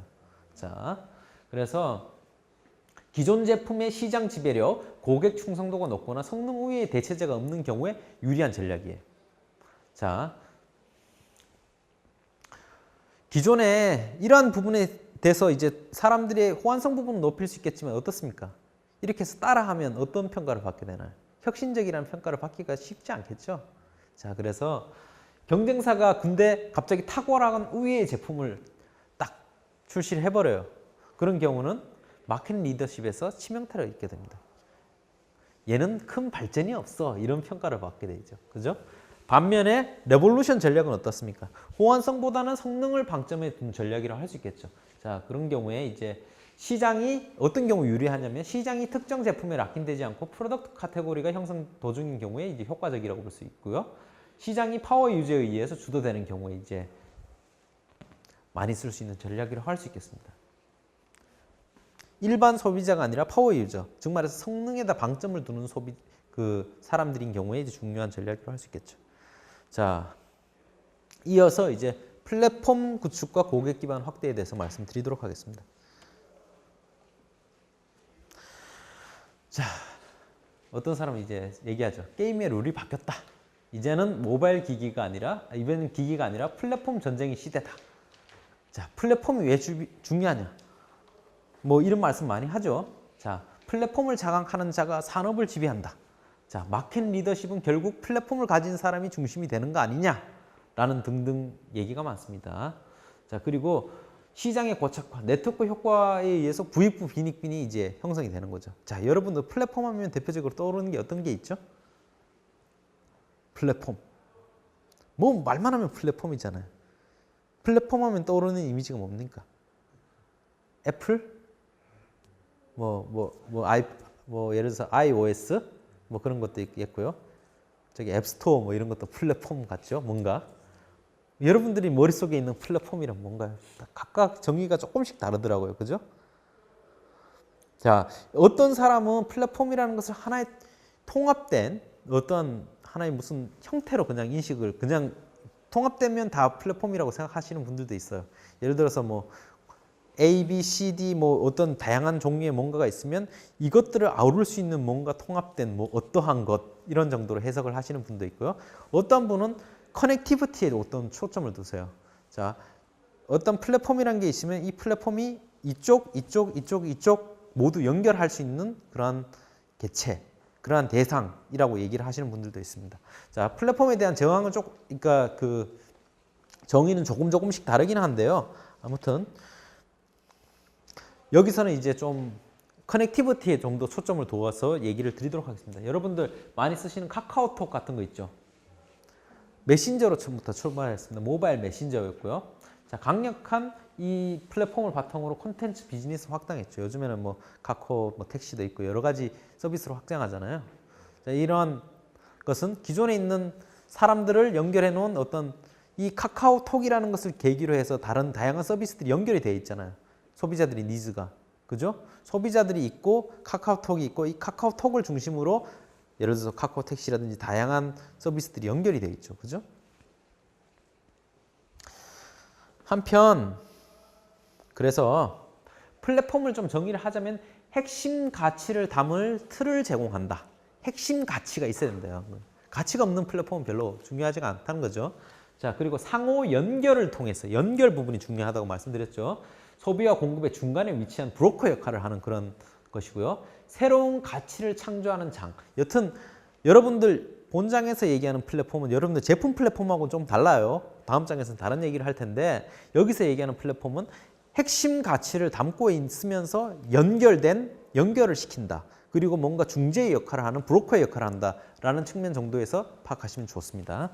자, 그렇다면 플랫폼은 크게 이러한 세 가지로 구분될 수 있어요. 통합 플랫폼이 있고요. 다음과 같이 이렇게 익스터널 이노베이터가 있으면 이 플랫폼을 통해서 커스터머에게 다가가는. 두 번째는 프로덕트 플랫폼, 제품 플랫폼이 있어서 이것을 활용해서 익스터널 이노베이터들이 제품의 소비자들에게 다가가는 형태. 세 번째는 투사이드 플랫폼, 저기 이면 플랫폼을 있죠. 이거는 익스터널 이노베이터들이 외부에 있는 혁신자들이 이 플랫폼이 매개가 되어서 소비자들이 가까이 가는 그러한 것들을 의미를 하는 겁니다. 자, 첫 번째는 무엇인가요? 첫 번째 대표적인 사례가 어떤 게 있어요? 외부 혁신자들이 많아요. 근데 이 혁신자들의 아이디어가 어떤 플랫폼을 통해서 통합됩니다. 앱스토어가 있죠. 애플의 경우에 애플의 그 OS를 거기서 있는 플랫폼을 활용해서 애플에서 전부 다 모든 통합 관리를 하잖아요. 두 번째는 어떤 게 있습니까? 프로덕트 플랫폼 같은 경우 어떤 게 있어요? 리눅스 같은 거 있잖아요. 뭐 그런 것들도 있을 거고 아니면 안드로이드라든지 뭐 그런 것들은 전부 다 일단 플랫폼에 대한 원천 소스를 공개하잖아요. 그래서 그것을 활용해서 지네들이 알아서 파는 거죠. 자, 세 번째 투사이드 플랫폼은 어떤 게 있습니까? 예? 일반적인 여러분들이 잘 아시고 있는 양면 시장 모든 것이 다 해당됩니다. 예를 들어 방송이 있으면 광고주와 그 소비자, TV 시청자들이 있을 거고요. TV 시청자들이 있으면 TV를 통해서 시청을 하고요. 거기서 나오는 광고주들은 TV 방송을 통해서 광고를 하는 거죠. 그를 통해서 접근하는 거죠. 광고라는 것이 TV 매체라는 것이 각기 다른 두 개의 그 시장을 연결해 줄 수 있는 브로커 역할을 하는 거죠. 그죠? 이러한 경우는 모두 해당되는 거라고 볼 수 있겠습니다. 자, 보시면 요컨대 통합자 플랫폼, 인티그레이트 플랫폼, 그 다음에 제품 플랫폼, 양면 시장 플랫폼, 단면 시장 플랫폼이 될 수 있겠고요. 자, 구체적인 예는 애플 아이폰이나 이노센티브 등등 뭐 이런 게 있고요.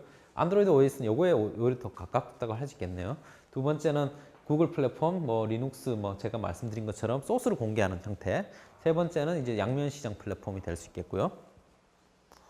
자, 특히 이제 세 번째 부분이 중요한데 투사이드 마켓에서 양면 시장 플랫폼에서는 상이한 이해관계를 지닌 둘 이상의 집단 간 거래를 중개함으로써 새로운 가치를 창출하는 시장이에요. 자, 촉매를 시킨다는 점에서 중요하고요. 여러분들 대표적인 게 어떻습니까? 결혼정보회사입니다. 그죠? 양면시장이 대표적인 것이. 결혼정보회사에서는 결혼을 하고 싶은 남자 시장과 결혼을 하고 싶은 여자 시장을 연결시켜주는 진짜 말 그대로 이름 그대로 브로커의 역할을 하는 거죠. 그죠? 여러분들 잘 알고 있는 뭐 나이트클럽. 지금의 뭐 클럽하고는 좀 다르긴 하지만 아무튼 나이트클럽도 똑같은 시장입니다. 그죠? 부킹을 하고 싶고. 그죠? 만남의 장이잖아요. 거기에. 여튼 뭐 그런 형태로 이루어지는 모든 시장들을 투사이디드 마켓이라고 불리고요. 이를 표현하자면 이렇습니다. 애드버타이즈 아까 얘기했던 플랫폼이 있고 광고 TV 채널이 있으면 TV를 보는 그 시청자가 있고 광고주들이 있겠죠. 이것들이 연결이 되는 거죠. 저 TV 광고를 통해서 자 이렇게죠. 뷰어와 플랫폼과 애드버타이저들이 이렇게 주의를 끌고 이 소비자들의 주의가 결국 그 애드버타이저를 이 플랫폼을 통해서 연결이 되는 이러한 형태로 이루어져 있다는 거고요. 자, 이 중에서 중요한 사람이 어떻습니까? 자, 조금 더 깊은 얘기를 드리자면 로스트 리더라고 하고요. 한쪽은 프로핏 센터라고 그래요. 쉽게 얘기하면 이윤을 뽑을 수 있는 대상이 누구냐는 거예요. 여기서 돈을 누구한테 걷습니까? 소비자들한테 시청률을 거둘 수도 있겠죠. 여기에. 그렇지만 대부분 광고 이쪽 사람들한테 큰 돈을 얻겠죠. 프로핏 센터라는 건 뭐냐면 쉽게 말씀드리면 이런 이면 시장에서 호구들, 쉽게 하면 아쉬운 사람들 그룹이 프로핏 센터가 되는 거예요. 자, 이러한 것들이 잘 활용되려면 어떻게 되겠습니까? 사람들마다 입속이 다 다를 거잖아요. 이런 이면 시장을 구성을 하려면 제일 중요한 게 별로 유인하기 힘든 사람들, 유인이 잘 안 되고 참여할 유인이 적은 사람한테는 인센티브를 주고요. 반면에 정말 여기 꼭 참여하고 싶은 사람한테는 확실한 프로핏을 얻어내야 되겠죠. 자, 그렇게 그 어시메트리하게 이런 부분을 관리를 하는 겁니다. 자, 그래서 투사이디드 마켓에서 성공하려면 적절한 프라이싱, 수익 모델이 중요하고요. 균형 있게 중요한 게 중요해요. 자, 초기 간접 네트워크 형성을 위해서 자, 예를 들어서 그 앱 개발자 같은 경우는 어떻습니까? 앱 개발자는 아직까지 소비자가 있는지도 없는지도 모르는데 막 그것을 막 자기 돈을 들여서 개발하기가 쉽지가 않잖아요. 그래서 이 사람들보다도 소비자들보다도 수익료를 초기에는 이 사람들한테 인센티브를 주는 거죠. 최대한 많이 줘서 밸런싱 있게 가격 전략을 벌리는 겁니다. 자, 성공적인 플랫폼이 되려면 다음과 같은 세 가지 비결이 필요해요. 기술 자체가 일단 먼저 좋아야 되고요. 두 번째는 사용자가 많아야 돼요. 그 기술을 사용하는 사용자가 많아야 되고요. 세 번째는 제일 중요한 건, 그러니까 두 가지는 기본적인 거고, 세 번째는 지속 가능한 에코시스템이 중요해요. 자, 윈윈할 수 있는 전략이 필요하고요. 그 안에 들어가는 모든 플레이어들이 있으면 그 플레이어들이 다 어느 정도는 만족하실 수 있어야 된다는 거죠. 한쪽이 빠져버리면 어떻게 되나요? 윈윈할 수 없고 내가 참여할 유인이 없어서 빠져버리면 어떻게 되나요? 기능이 제대로 발휘가 안 되겠죠. 그러면 어떻게 됐습니까? 사용자들도 빠지겠죠. 기능이 줄어들면. 그럼 사용자들이 줄어들면 어떻습니까? 그 안에 있는 참여자들도 참여 유인이 빠지겠죠. 또 빠져나갑니다. 그러면 사용자들이 그만큼 또 불편이 겪겠죠. 불편을 겪으면 어떻게 되겠습니까? 또 사용자 기반이 또 빠지겠죠. 이런 식으로 비셔스 서클이 형성이 되니 인센티브 시스템을 구축하는 게 정말 중요하다는 겁니다. 자, 보시면 애플 같은 경우도 상당히 앱스토어를 통해서 어떻습니까? 아이튠즈 뭐 등등을 통해서 음원 개발하고 영상하는 뭐 주는 쪽이 있겠고요. 유저들이 있을 거고 중간에 수수료를 조금씩 받아가는 형태 구조로 이루어져 있습니다. 이 디자인, 프라이싱 디자인이 상당히 중요하다는 겁니다. 앱스토어에서는 유저들이 있을 거고요. 그 다음에 이제 개발자들이 있을 거고요. 과금 정산을 하고 그 다음에 이것을 개발된 애플리케이션 등록하고 여기서 한 번 더 중간에 통제를 하죠. 통제를 해서 정제된 형태로 다시 유저들한테 그 제공을 하고요. 그리고 앱스토어에서 어느 정도 SDK 개발자 툴 같은 것을 개발해가서 다시 또 이쪽을 통해서 이쪽으로 쓸 수 있게 만들어주고요. 이런 식으로 구성되어 있죠. 보시면 애플 같은 경우는 이러한 여러분들 말씀하신 것처럼 플랫폼 전략을 상당히 잘 구성했어요. 자, 아이튠즈부터 시작해서 아이폰 내에서 앱스토어로 아이폰을 거쳐서 앱스토어로 진화하는 그런 전략을 썼습니다. 그러니까 아이튠즈에서 앱스토어로 스무스하게 온 것 같죠. 저기 음원 시장에서 갑자기 어플리케이션, 음원을 포괄하는 어플리케이션 시장으로 크게 올라갔죠.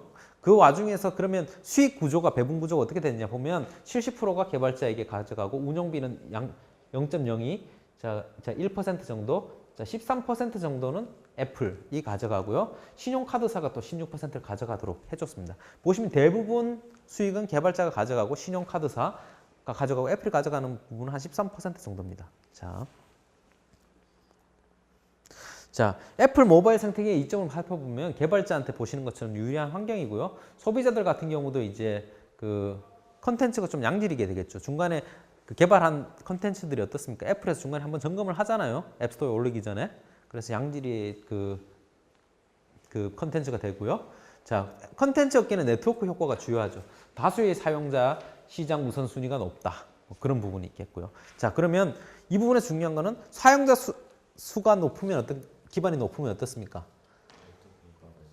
사용자 기반이 높으면 보안제를 호환성이 높은 보안제들을 생산하는 업체들은 어떻습니까?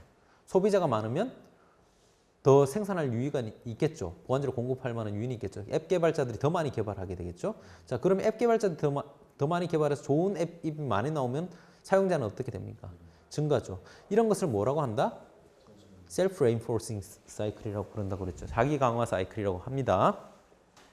자, 그래서 하지만 이런 게 이제 조율하고 통합하는 게 쉽지는 않겠죠.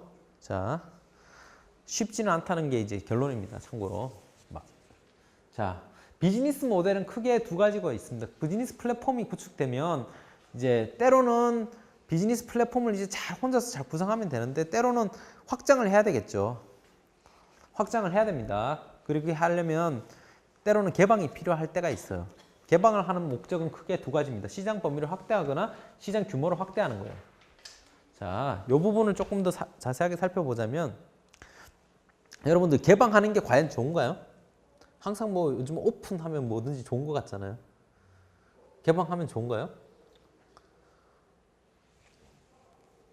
자, 애플 같은 경우는 어떻습니까? 느낌이. 혼자서 다 개방을 하긴 하는 것 같은데 되게 뭔가를 꽉 쥐고 있는 느낌이죠. 그죠? 자, 나름 그래도 폐쇄적이라고 할 수 있겠습니다. IBM이라든지 그런 게 비하면. 근데 이제 과거에 PC 시장에서는 대단히 폐쇄적인 전략을 폈어요. 애플하고 호환되는 제품들이 그다지 없었습니다. 항상 그 폐쇄적인 전략을 취했고요. 그 결과 PC 시장에서는 IBM한테 주도권을 뺏겼어요. 반면에 이제 IBM 같은 경우는 인텔하고 MS한테 이제 상당히 개방을 많이 했죠. 근데 IBM을 지금 기억하고 계십니까? 대부분 사람들은?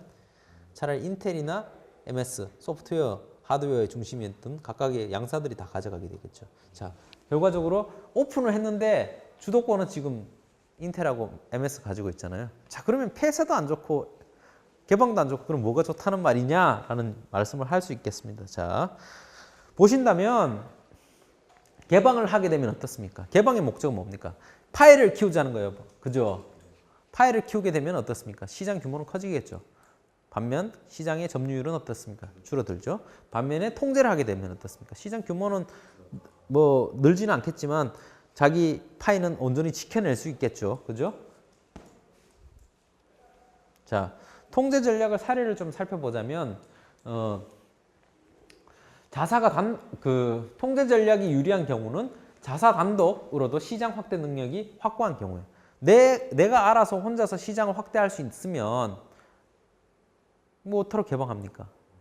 내가 너무너무 좋아서 내가 그렇게 시장 확대 전략을 오픈하지 않더라도 그 보완제를 하는 사람들이 갖다 붙고 그렇다면 나눠 가질 필요가 없는 거잖아요. 그죠?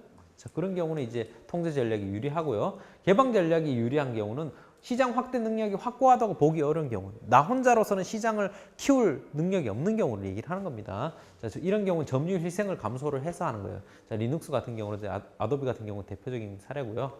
자, 통제 전략이 유리한 경우는 위의 경우인데 결국은 애플이 시장 지위라든지 기술력이라든지 특허 등등이 강력하기 때문에 이게 가능한 전략이라고 볼 수가 있겠습니다.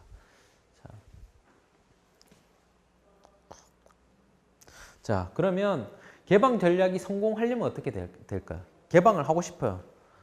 자, 그럼 개방이라는 건 내가 가지고 있는 것들을 살을 내줘야 되잖아요. 그죠? 자, 그러면 어떻게 될까요? 크까지 두 가지가 있어요. 첫 번째는 수익 잠금 장치가 필요합니다. 개방하고 난 다음에 내가 가지고 있는 코어 컴피턴시, 내가 가지고 있는 핵심 역량 부분이 소실되면 어떻게 되겠어요? 예를 들어서 되게 뭐를 되게 잘하는 내용이 있었어요. 특성이 있었는데 개방을 해서 다른 사람이 이 특성을 다 가져갈 수 있어요. 그러면 어떻게 되겠습니까? 핵심이 없잖아요. 수익 잠금 장치가 없잖아요. 그 수익 잠금 장치를 에브리바디 다 해체해서 가버리면 그 기업이 살아남을 수가 없겠죠. 자, 본 것처럼 구글 같은 경우는 다양한 서비스를 개방했는데 트래픽 독점권은 구글만이 가지고 있는 거잖아요. 수익 잠금 장치가 분명히 있는 겁니다. 팜 같은 경우에도 OS에 대한 독점적 지위 부분이 있었어요. 자, 그래서 지속적인 수익을 확보할 수 있는 원천 부분은 오픈을 하더라도 가지고 있어야 된다는 거예요. 자, 그 부분이 첫 번째고요. 두 번째는 개방 전략을 할 때는 누구만 좋고 다른 사람은 싫은 사람, 다른 기업에는 싫은 그런 아웃컴이라면 누가 들어오겠습니까? 자, 협력적인 생태계 윈윈할 수 있는 수익 구조로 가져가야 된다는 겁니다. 자, BM 구조로 가져가야 되겠고요. 그리고 개방을 한다 그러면 무조건 개방하고 무조건 폐쇄하는 이런 전략이 아니고 선택적으로 개방을 할 수가 있을 거예요. 그죠? 자, 애플 같은 경우는 아이튠즈 뮤직 스토어 같은 경우는 상당히 개방적이죠. 그렇지만 아이팟 하드웨어 자체는 상당히 폐쇄적입니다. 자, 이것이 이제 기기별, 소프트웨어별, 그 다음에 이제 그 대상별로도 각각 이 개방과 폐쇄가 상당히 섞일 수가 있다는 거예요. 디자인을 하실 수 있다는 겁니다. 일부 영역만 개방하고 다른 영역은 폐쇄하는 그러한 전략을 쓸 수가 있다는 겁니다.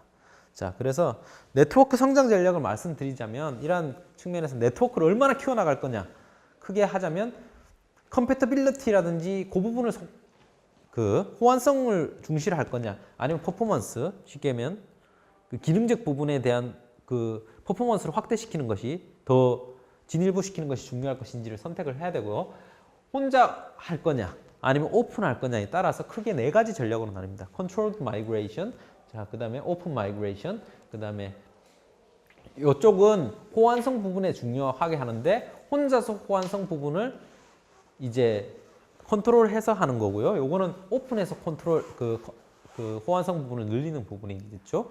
요거는 퍼포먼스 컨트롤 혼자 하는 거니까 퍼포먼스 플레이 부분이고 그다음에 디스컨티뉴티 이렇게 나뉩니다. 자, 요거를 자세하게 좀 더 살펴보자면 마이그레이션 전략은 방금과 같이 위에 있는 컴패터빌리티 부분이 중요한 전략이고요. 요것을 컨트롤 시켜서 하느냐, 오픈 시켜서 하느냐에 따라서 컨트롤드 마이그레이션, 오픈해서 마이그레이션 하는 것을 오픈 마이그레이션이라고 합니다. 자, 컨트롤드 마이그레이션의 경우에는 시장 지배 경쟁 제품 고객이 효과적인 이전을 위한 거고요. 대표적인 사례로 여러분들 독점적인 시장이 있을 때 그것을 이제 다음 제품으로 이어지게 만드는 어떤 게 있을까요? MS 워드라든지 MS 윈도우 같은 경우는 대표적이잖아요. 윈도우는 이전에도 독점적이었는데 그 다음 버전으로 자연스럽게 컨트롤드 되게 해서 이전을 하는 형태를 가지고 있죠. 그래서 이런 것들은 컨트롤드 마이그레이션에 해당하고요. 오픈 마이그레이션은 공동 연합 전성이 필요한 경우에 이전 제품이 있는데 다음 제품군으로 갈 때 다 같이 한꺼번에 자, 우리가 제품의 그 기준이 바뀌었습니다. 표준이 바뀌었습니다 하면서 한꺼번에 이동하는 거예요. 팩스라든지 프린터 등은 기존 제품과의 적절한 호환성이 필수적이라 할 수 있겠죠. 그런 경우에는 오픈 마이그레이션을 전략을 취합니다. 혼자서 하지 않는다는 거예요. 자, 다음으로는 이제 퍼포먼스 부분이죠.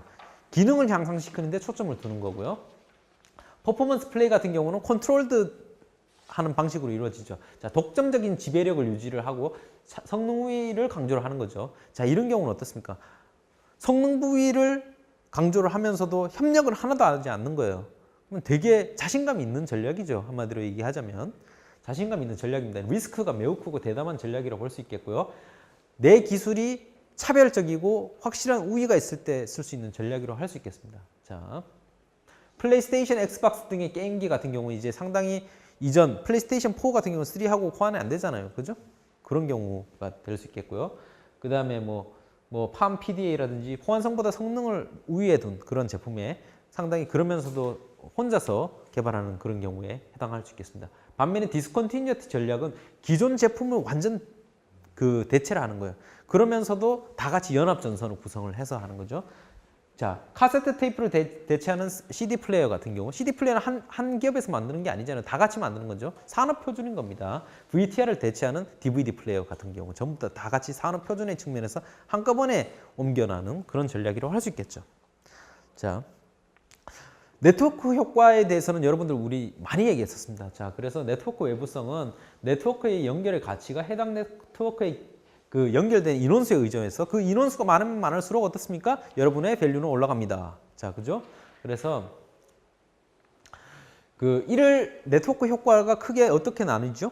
두 가지로 나뉩니다. 직접 네트워크 효과, 간접 네트워크 효과로 나뉘고요. 직접적으로 다른 사람의 수가 연결될 때 그 효용이 커지는 거고요. 연관된 제품에 대한 그 시장이 크면 클수록 나한테 효과를 주는 것이 바로 간접 네트워크 효과라고 볼 수 있겠죠. 자, 그리고 이것을 조금 더 다르게 본다면 또 물리적 네트워크와 가상적 네트워크로 볼 수 있겠어요. 물리적 네트워크는 말 그대로 물리적으로 연결된 네트워크를 의미를 하고요. 예를 들어 뭐 전화라든지 이메일이라든지 뭐 인터넷이라든지 이런 것들은 실제 네트워크잖아요.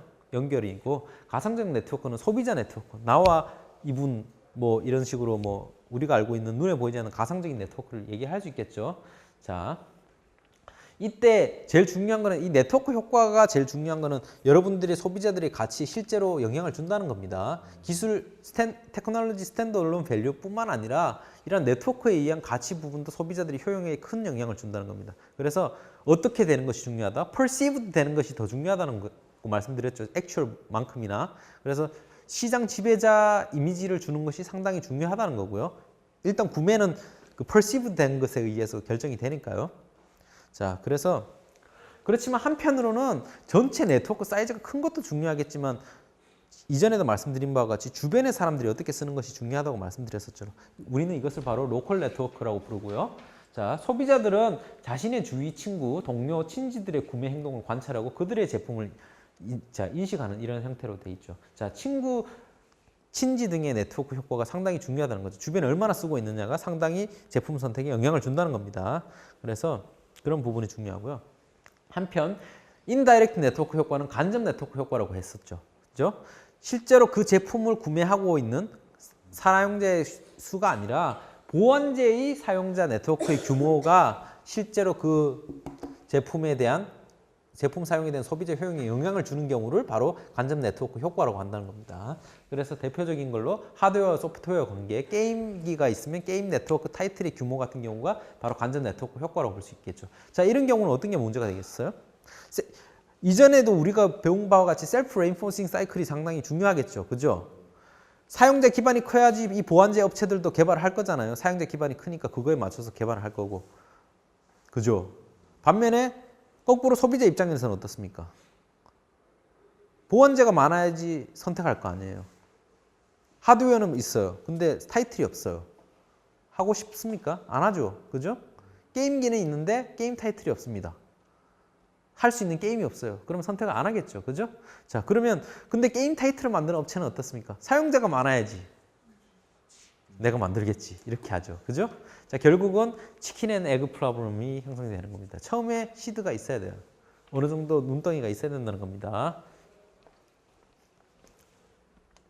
자, 그래서 이런 치킨 앤 에그 프로블럼이 상당히 중요하다라고 얘기를 한 거고요.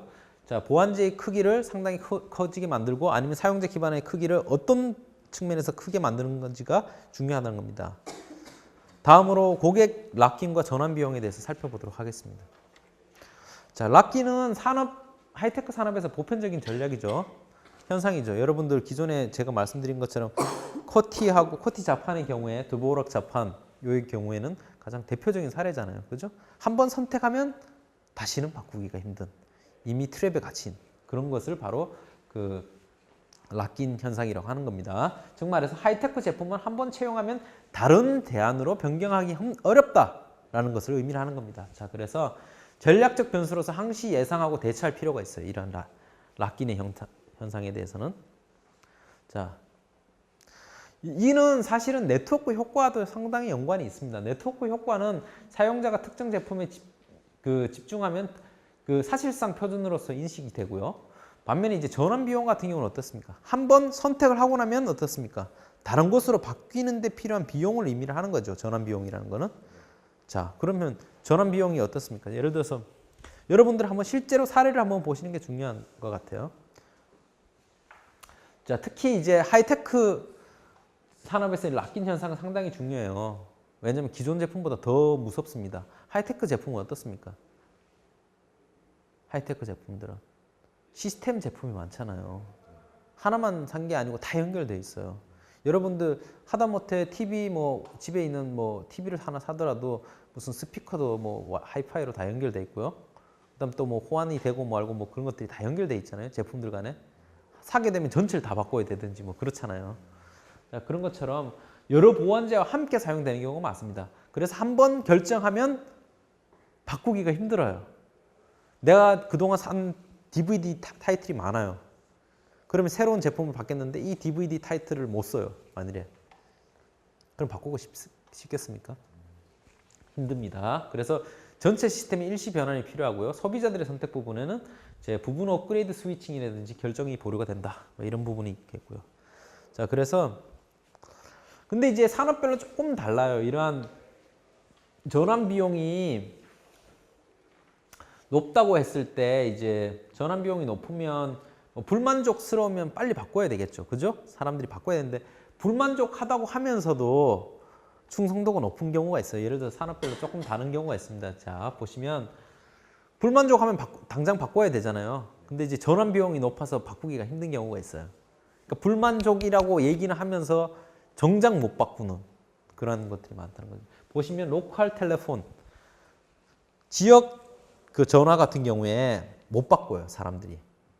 자, 비행사도 그러니까 항공사도 잘 못 바꿔요. 불만족이라고 얘기하면서 왜 못 바꿔요? 그렇죠. 그것들이 여러분들을 묶어놓는 수단인 겁니다. 쉽게 보면 그 사람들 다 알고 있어요.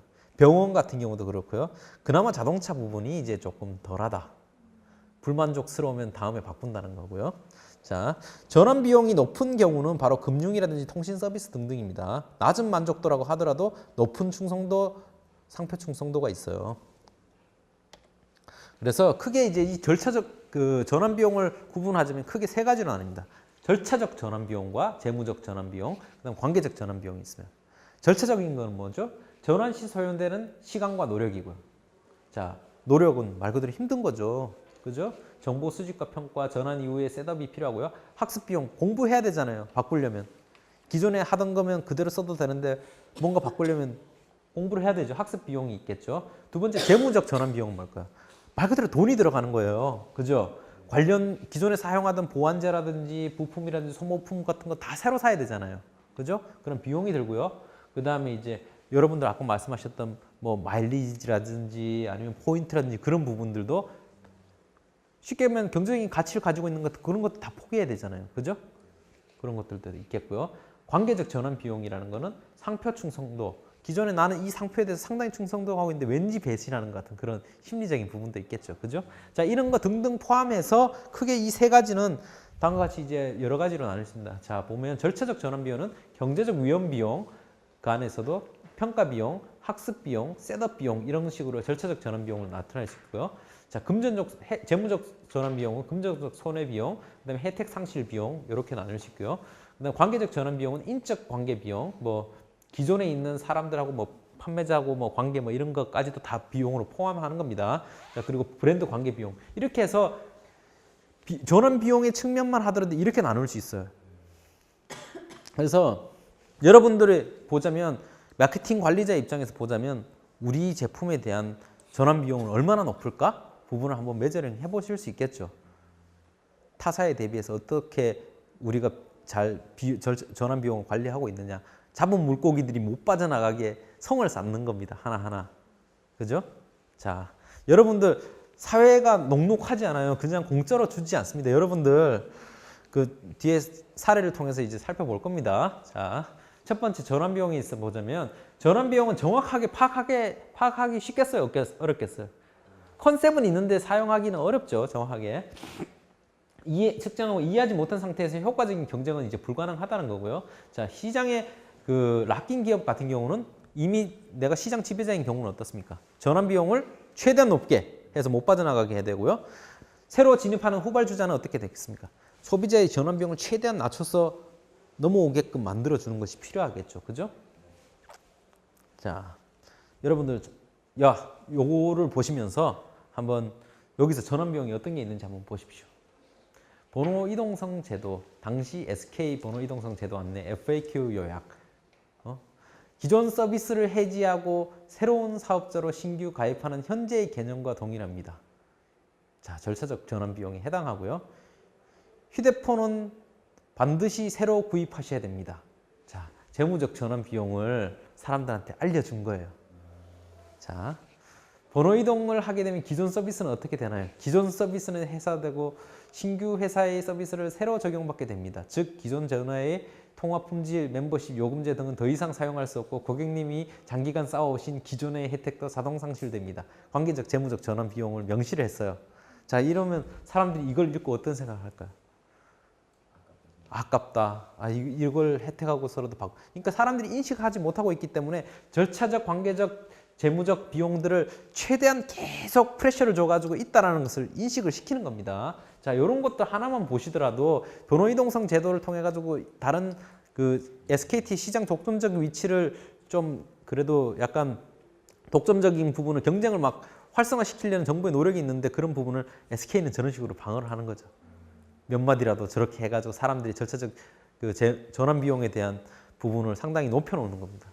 그러면 사람들은 심리적으로 위축되게 돼 있어요. 저런 그 글들을 받게 되면. 자, 선도기업이라면 여러분들이 선도기업이었다면 어떻게 되겠습니까? 자, 크게 이제 먼저 얘기를 해보죠. 선도기업의 전략은 계약으로 락인을 시키는 거예요. 자, 독점적 관계, 거래 의무 위반 시 보상 명시를 이제 딱 명확하게 강압적으로 그거 안 지키면 돈 내셔야 됩니다. 라고 쓰는 거죠. 자, 두 번째는 고객의 대규모 초기 투자를 유지해요. 처음에 돈을 많이 쓰게 만들어요. 못 받고 한번 낙장불입 전략이라고 볼 수 있죠. 처음에 한번 크게 한번 쓰게 만들어 놓으면 다음부터는 바꾸기 힘들잖아요. 내가 들인 돈이 얼마인데 이 생각을 하면서요. 그래서 한번 시스템 전체의 노후화 방지, 제품 간의 인터라킹 등에 대해서 전화 비용을 제고해요. 중간중간에 계속 보완제를 바꾸게 해요. 예를 들어서 크로스셀링을 해주는 거죠. 예를 들어서 뭐를 사게 되면 핸드폰을 샀는데 요번에 뭐 예를 들어서 뭐 닥터드레에서 나오는 헤드셋이 있다.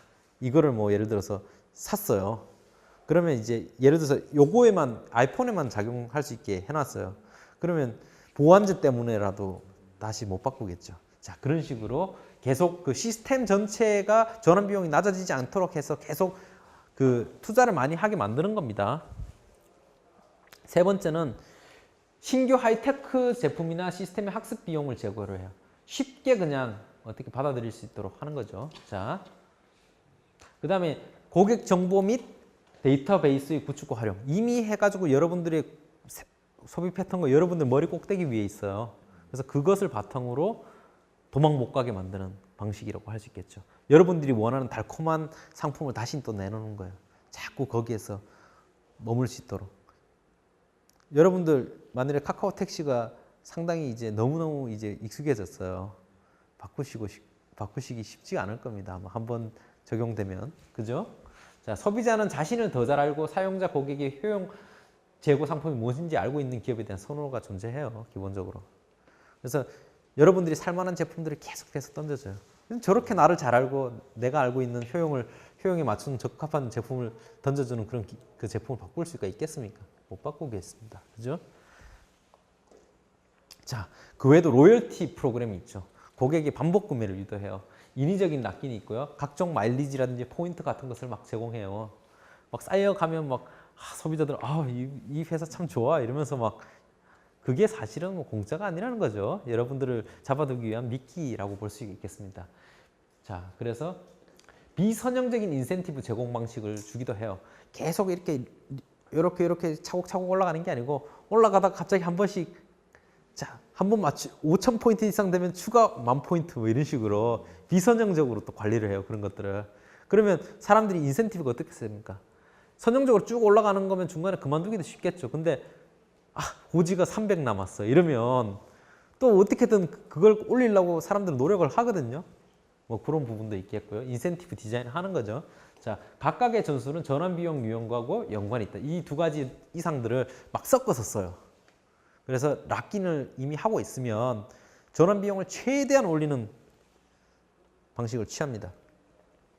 자, 그러면 어떻게 하냐면 고객 락인을 하려면 첫 번째, 일단 고객을 먼저 확보해야 되겠죠. 락인을 하려면 있는 고객이 있어야 락인을 하든지 말든지 하죠. 자, 그 다음에 이제 굳히기를 하는데, 그 다음에 일단 고객이 확보되면 그 다음부터 굳히기를 하는데, 이제 정착될 때까지 잘 해주고요. 그 다음에 중독될 때까지 계속 인센티브를 줘요. 그래서 반복 구매를 유도하고요. 한번 하고 나면 이제 락인 되면 이제 크로스셀링을 막 하는 거예요. 자, 보완제 부분을 막 판매해가지고 못 나가게 해주고, 그다음 업셀링 등등 좀 더 비싼 제품, 다음 차세대 제품을 자연스럽게 구매해주고, 뭐 예를 들어서 아이폰 6를 가져오면 아이폰 7을 뭐 싸게 뭐 비싼 값으로 구매하게 해서 다음 업셀링을 시키는 거죠. 그런 것들 다 해당되는 겁니다. 그 사람들이 바보가 아니거든요. 그죠? 계속 아이폰을 쓰게 해주는 거죠. 업셀링, 크로스셀링 계속 전략으로 계속 중독을 시키는 겁니다. 자, 그 다음에 후발 기업은 그럼 어떻게 해야 될까? 이 그 선도 기업들이 너무 확실하잖아요. 이렇게 쉽게 막 다 해먹으려고 그러고, 그죠? 자, 후발 기업은 어떻게 하냐면 부익부 빈익빈 사슬을 와해를 시켜야 되잖아요. 그죠? 자, 그러면 적어도 그 전환 비용을 낮추려면 첫 번째는 게이트웨이 테크놀로지 활용을 통한 링키지 제공이라고 되어 있는데, 이게 뭐냐면 그 상호 비호환 그 경쟁 제품 또는 시스템 간의 링키지를 제공함으로써 호환성을 구현하는 기술. 이게 뭐냐면 어떻습니까? 예를 들어서 이 제품 안 되면, 이 기술 아니면 안 된다라고 할 수 있으면 중간에 이제 호환 가능하게 해줄 수 있는 어떤 테크놀로지를 개발하는 거예요. 예를 들어서 뭐 로터리 컨버터 같은 경우는 DC를 AC로 변환시켜 주는 거죠. 자, 교류만 된다. 교류 전원만 허용하는 제품이다라고 했을 때, 예를 들어 나는 직류 제품밖에 생산 안 한다면 저런 것 같이 줘가지고 호환되게 만드는 거죠. 예를 들어서 어떤 게 있어요.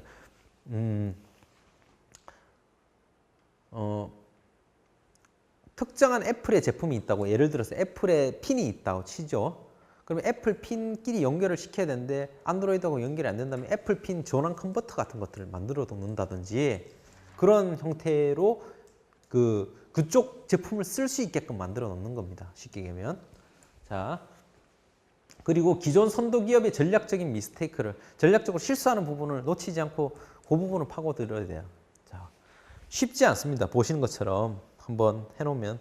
자, 그러면 여러분들이라면 어떻게 되겠어요?